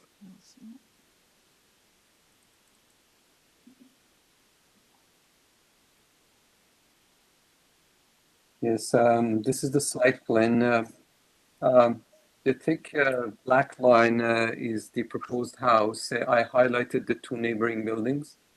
You can see how well this is sitting between the 2 neighbors, not even longer than the 2 houses. And if we go to the next page, These are the front and the rear walls that are setting back. So looking at this house from the street view, which is pretty narrow, Castlefield, you don't even see that third floor from the street.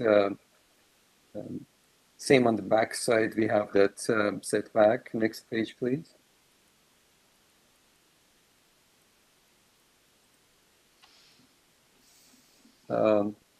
Yeah, some examples of what's in the neighborhood. This is very young, very proximate to the Young corridor, so there are lots of different types. This is number 132, very close to the subject lot. You can see the house beside it, and see how diverse this street is. This is a tall rental building. Next page. Another example, number 80 Castlefield. One of these two buildings that I showed is on the east side, the other one on the west side, very close to the subject lot, and both of them showing the existing houses. Just on the side, you see like how tall or short the buildings can be. Next page.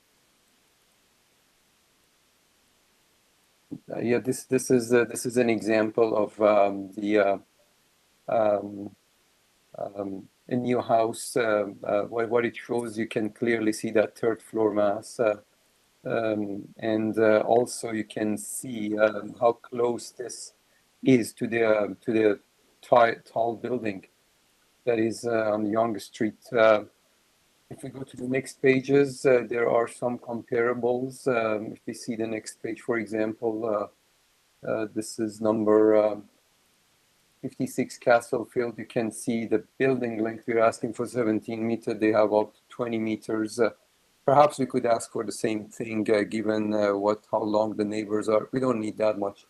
This is just one single dwelling or one house. You see, like as you go through these precedents, you see larger variances approved. So we did our research to make sure that we're not setting a precedent. The floor space index, although it is, you can see on this one, for example, if you go turn page, we have precedents up to 1.26. Yes, this one is 1.26, where we're asking for 188.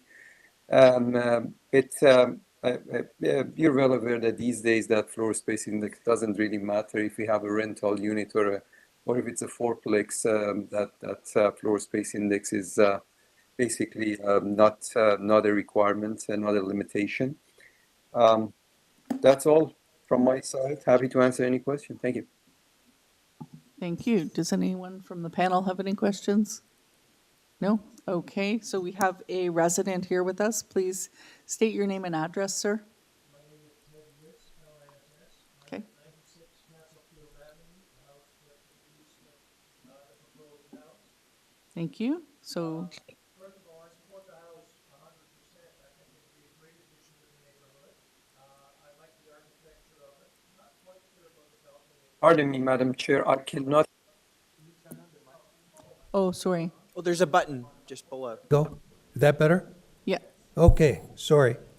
I do have some concerns because I know the 2 doors away on the other side of the proposed house, there was a new house built maybe about 5 years ago, 6 years ago, and there was virtually no communication between that builder and our former neighbors here or myself. They just built, and they got a couple of the neighbors very, very upset with the way they were parking their Bobcat and everything. So there are some problems there.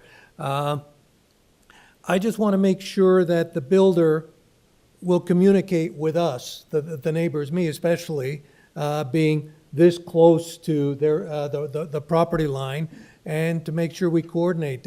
I've got a few problems. The biggest problem that I don't see on the plans is a plan for grading of the front. We have a retaining wall across the front and going down up both sides, their property and our property. And in order to put their garage, they have to get rid of some of that rise. I don't know if they're planning to get rid of the entire retaining wall or coordinate with us if they want to get rid of are raised soil, but I think there needs to be some cooperation, because we've got a big cedar hedge right on our border between the two of us. I don't know what's going to happen with that. Is it going to be torn down? Is it going to stay? But there needs to be some coordination. I just like to make sure that that's going to happen, and not just willy-nilly they start tearing up the front yard. That's one item. Second item, because they're building so close to the property line on my side, I want to make sure that they do proper shoring. I don't know if that's mandated by law or whatever, but I just want to make sure that that's going to happen, because otherwise the front half of our house is like 100 years old. I don't want the wall to collapse, the basement wall. The other thing, the back of of the existing house is built on cinder blocks. Underneath is exposed. We've seen in the 13 years I've been there a variety of families of raccoons, a lot of rats that made their home there. I just want to make sure, I don't know if they're aware of it, but they should be, so that they do something before they just tear down the house and gets the rats to disappear onto our property. So I think they should be made aware that they have to make sure they clear underneath the back part of the house before they start tearing it down. And I think that's about it. All right. The items you have mentioned, we'll let the applicant address them. They aren't something that the committee can put conditions on, but we'll let the applicant address the questions that you've raised. Okay, thank you very much. All right.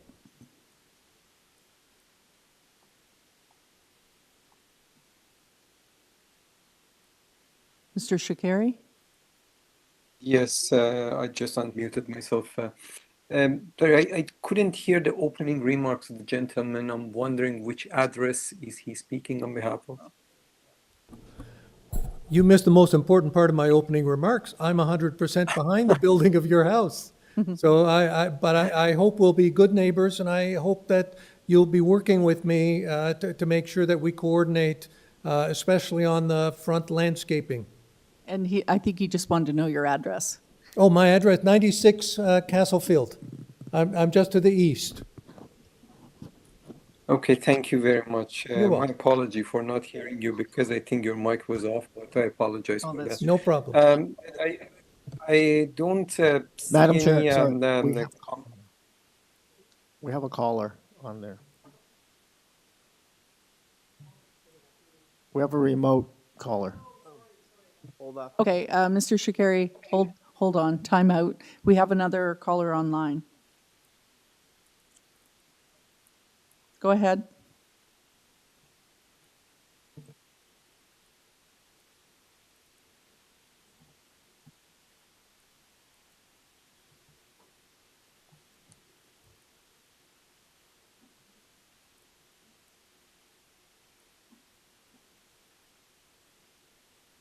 Is this Elisa Fox? Is that who we are waiting for? Okay. Ms. Fox, if you're there, please identify yourself. I'm at 100 CASTLEFIELD, but I'm just listening. I'm just listening. Sorry, and are you Elisa Fox? I am, yes. Okay, And I'm thank the other you. neighbor. Okay. I'm at 100. I'm just listening. Okay, that's fine. Thank you. All right, Mr. Okay, Mr. Shakari, you can come back and address the comments that were raised.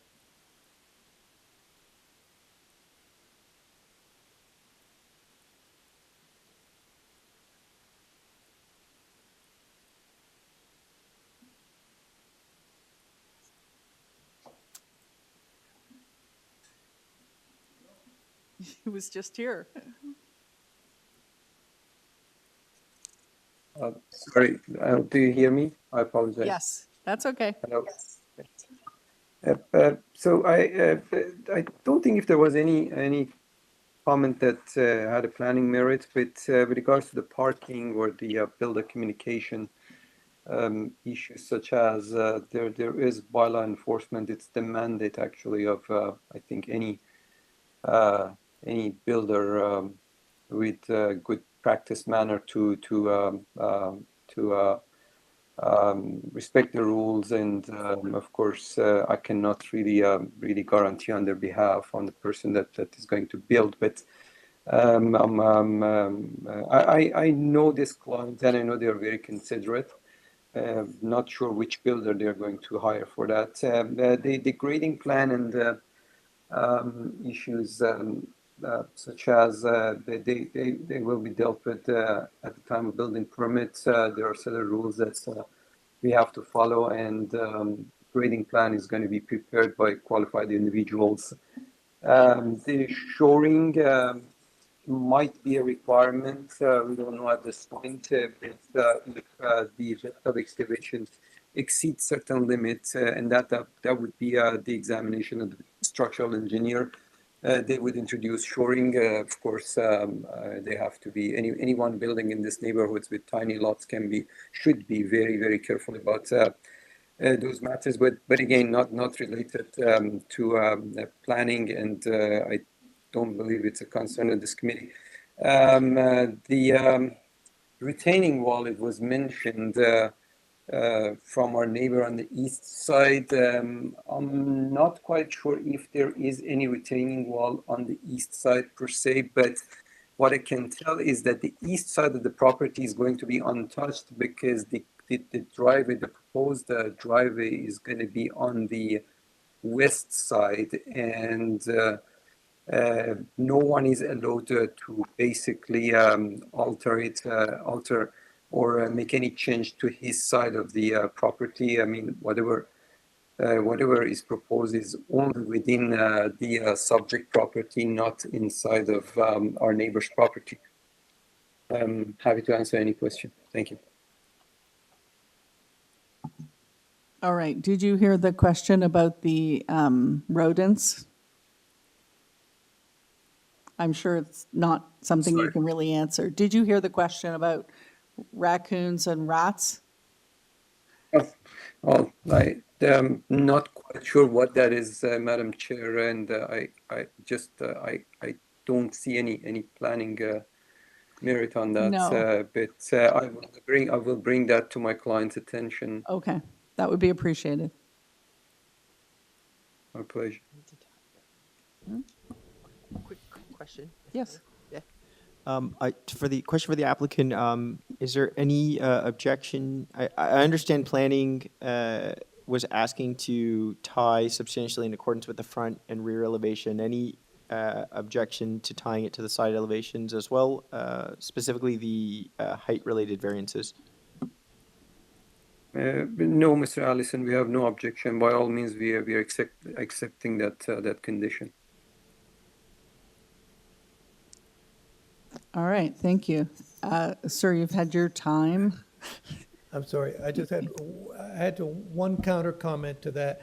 There is no way they can put in a driveway to a garage without taking apart some of the retaining wall. So I think the Because they have a applicant- shared driveway on that side. Right, but they've explained that the driveway's on the west side, I believe, of the Yeah. property, so. Yeah, but it still goes to halfway across his property, and there's retaining Right. wall there. So they'll have to deal with that through the building permit phase, so. Okay. Okay. Madam Chair, as a protocol, you should let the applicant speak one more time. The applicant always has the last word. Okay. Mr. Shakari, do you want to say anything else? No, Madam Chair, I'm fine. No comment. All right, thank you. Okay, let's take this into committee. Mr. Allison? Thank you, Madam Chair. I've just provided some brief comments, and then if my colleagues don't have any objection, I'll bring a motion. I think it's a very good application. It has a good sensibility to its context, its neighbors. There is, some relief asked with respect to overall height, side main wall height as well. But I think the applicant has done a really good job of mitigating that height through a reasonable amount of height on the ground, second and third floor on the interior space, as well as a step back off the front main wall and the rear main wall to mitigate the massing from the front and rear. I'm a little surprised that community planning only asked to attach the front and rear elevation, just mainly because it's essentially the side elevations that determine how far that third-story addition comes towards the front main wall. So I would bring a motion, if there's no other comment, to approve the subject application, but I would like to tie the two variances related to height, variance number 3 and variance number 4, substantially in accordance with the front, rear, and two side elevations. As well, I note that there is an urban forestry number 2 condition. I second that. Thank you very much. So we have a motion on the floor. All those in favor? Seconder, I think. I thought you said. Yeah, I second that. Okay. Sorry, did we get the seconder? We I'm have sorry. two seconders. I'm That's sorry. why. They're fighting over seconding. So I second that then. Okay, Mr. Marziari. Sorry, I saw him first. Okay, all those in favor of the motion? That is unanimous. The application is approved. Thanks so much. You're welcome. All right, application number 2770 Tavistock Road. This is an application for a one-story addition on top of existing. Chair and Hello. sorry, excuse me. Go ahead. 1 minute. I apologize. Hello. That's okay. I'm just Sorry, I introducing. apologize. Okay. One-story addition on top of an existing deck in the backyard and a one-story addition on top of the existing porch in the front yard of an existing one-story dwelling. We have variances for building length, front yard setback, and west side yard setback. On file, we have a survey, plans, site plan, site photos, and a community planning report. Now, Mr. Applicant, you can speak. Okay, let's do this again. Good evening, Madam Chair and committee members. This is Frank Rocco from RCWG, 1245 Caledonia Road, Suite 202, Toronto, Ontario, and I'm representing the owners of the property known as 70 Tavistock Road. Perfect, thank you. Do you have any changes to welcome. make to the application tonight? No changes. All right. Do we need a presentation, anyone? No, okay, we have a question for you. I'd ask if there's any concern tying the approval to site plan and elevations. Substantially in accordance with. Could you repeat the question, please? Oh, I asked if there's any concern that if we were to provide approval to tie them substantially in accordance with the site plan and elevation drawings? No. Okay, thank you. You're welcome. All right, I don't think we don't need a presentation, so we can just take this into committee for consideration. Sure, I'm happy to bring a motion to approve the subject application and tie the variances to the site plan and elevation drawings. All four. It's a modest intensification. The variances apply to only a selective part, not the entire house. It's a pretty modest application. The variances are minor, and they meet the 4 tests. All right, we have Mr. Fazeli seconding that motion, and all in favor? That is unanimous. Your application has been approved. Thank you very much. Thank you. All right, moving right along. Item 28 is 156 Shelbourne Avenue. This is an application for revisions to the under construction new build to extend the front porch and excavate under the rear patio. The variance we have before us is for lot coverage. On file, we have the previous decision, a survey, plans, and photos. We have our applicant.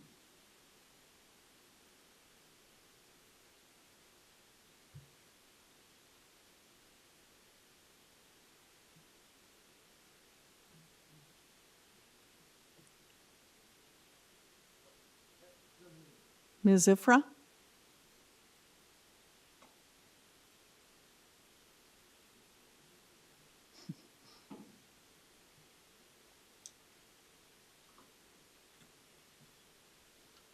Hello?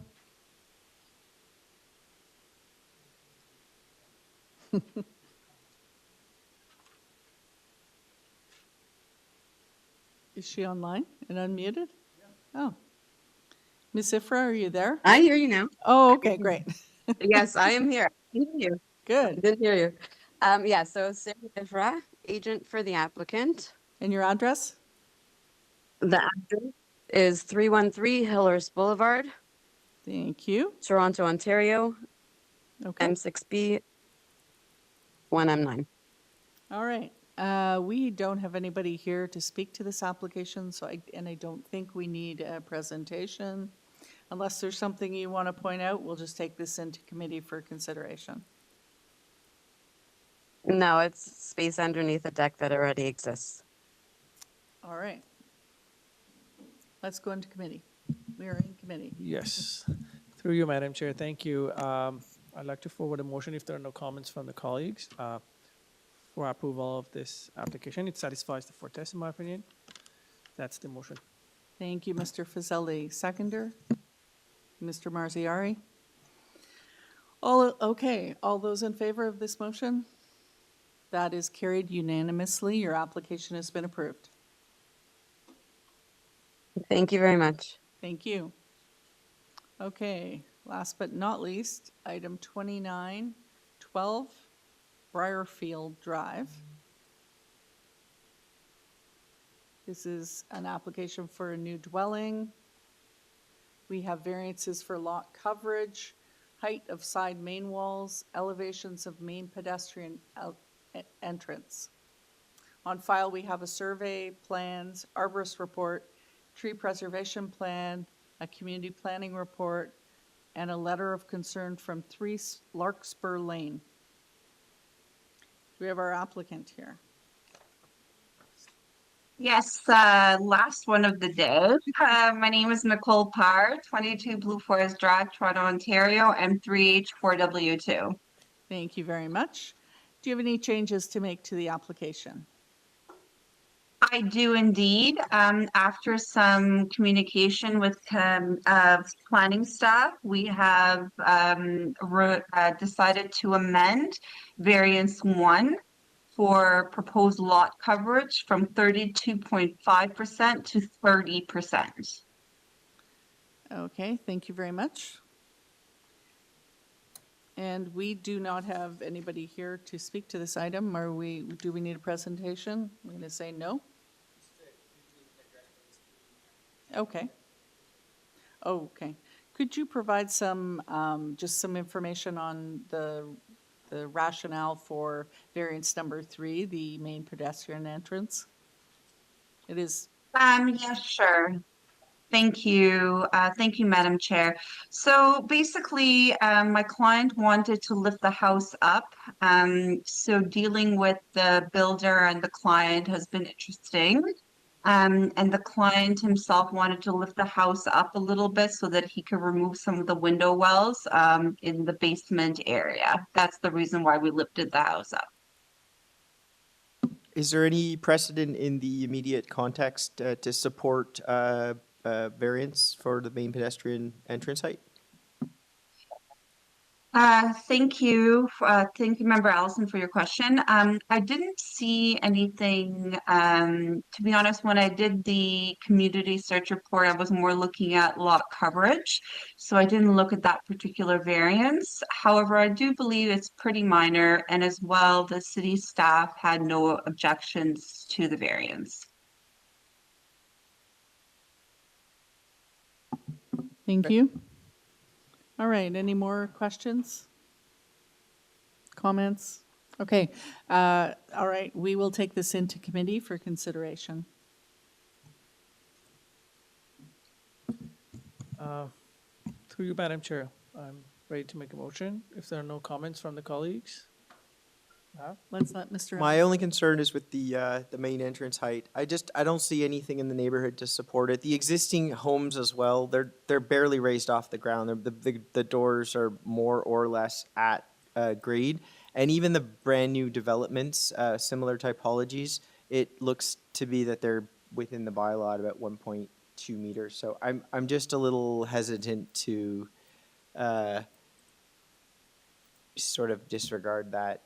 I don't see any steps on the interior. No, I mean, just pull up the notice here. You see the difference would amount to, I mean here, sorry guys, long day.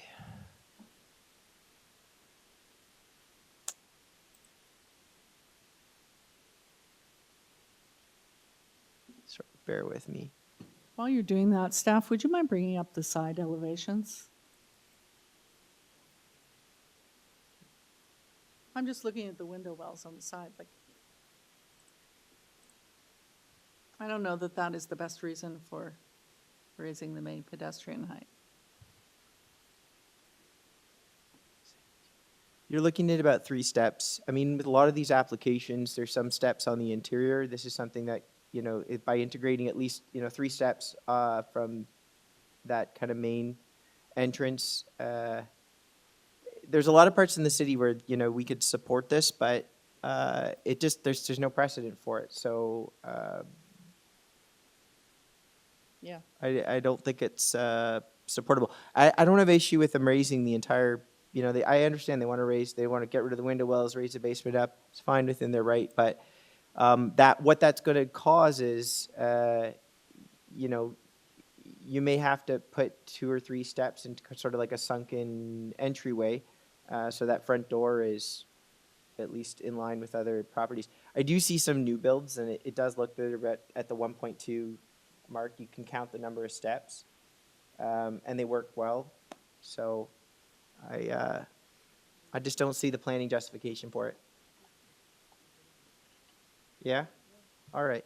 I'll make a motion to approve the subject application as follows. Approve variance number 1, approve variance number 2, and refuse variance number 3. Thank you. Yes, as amended.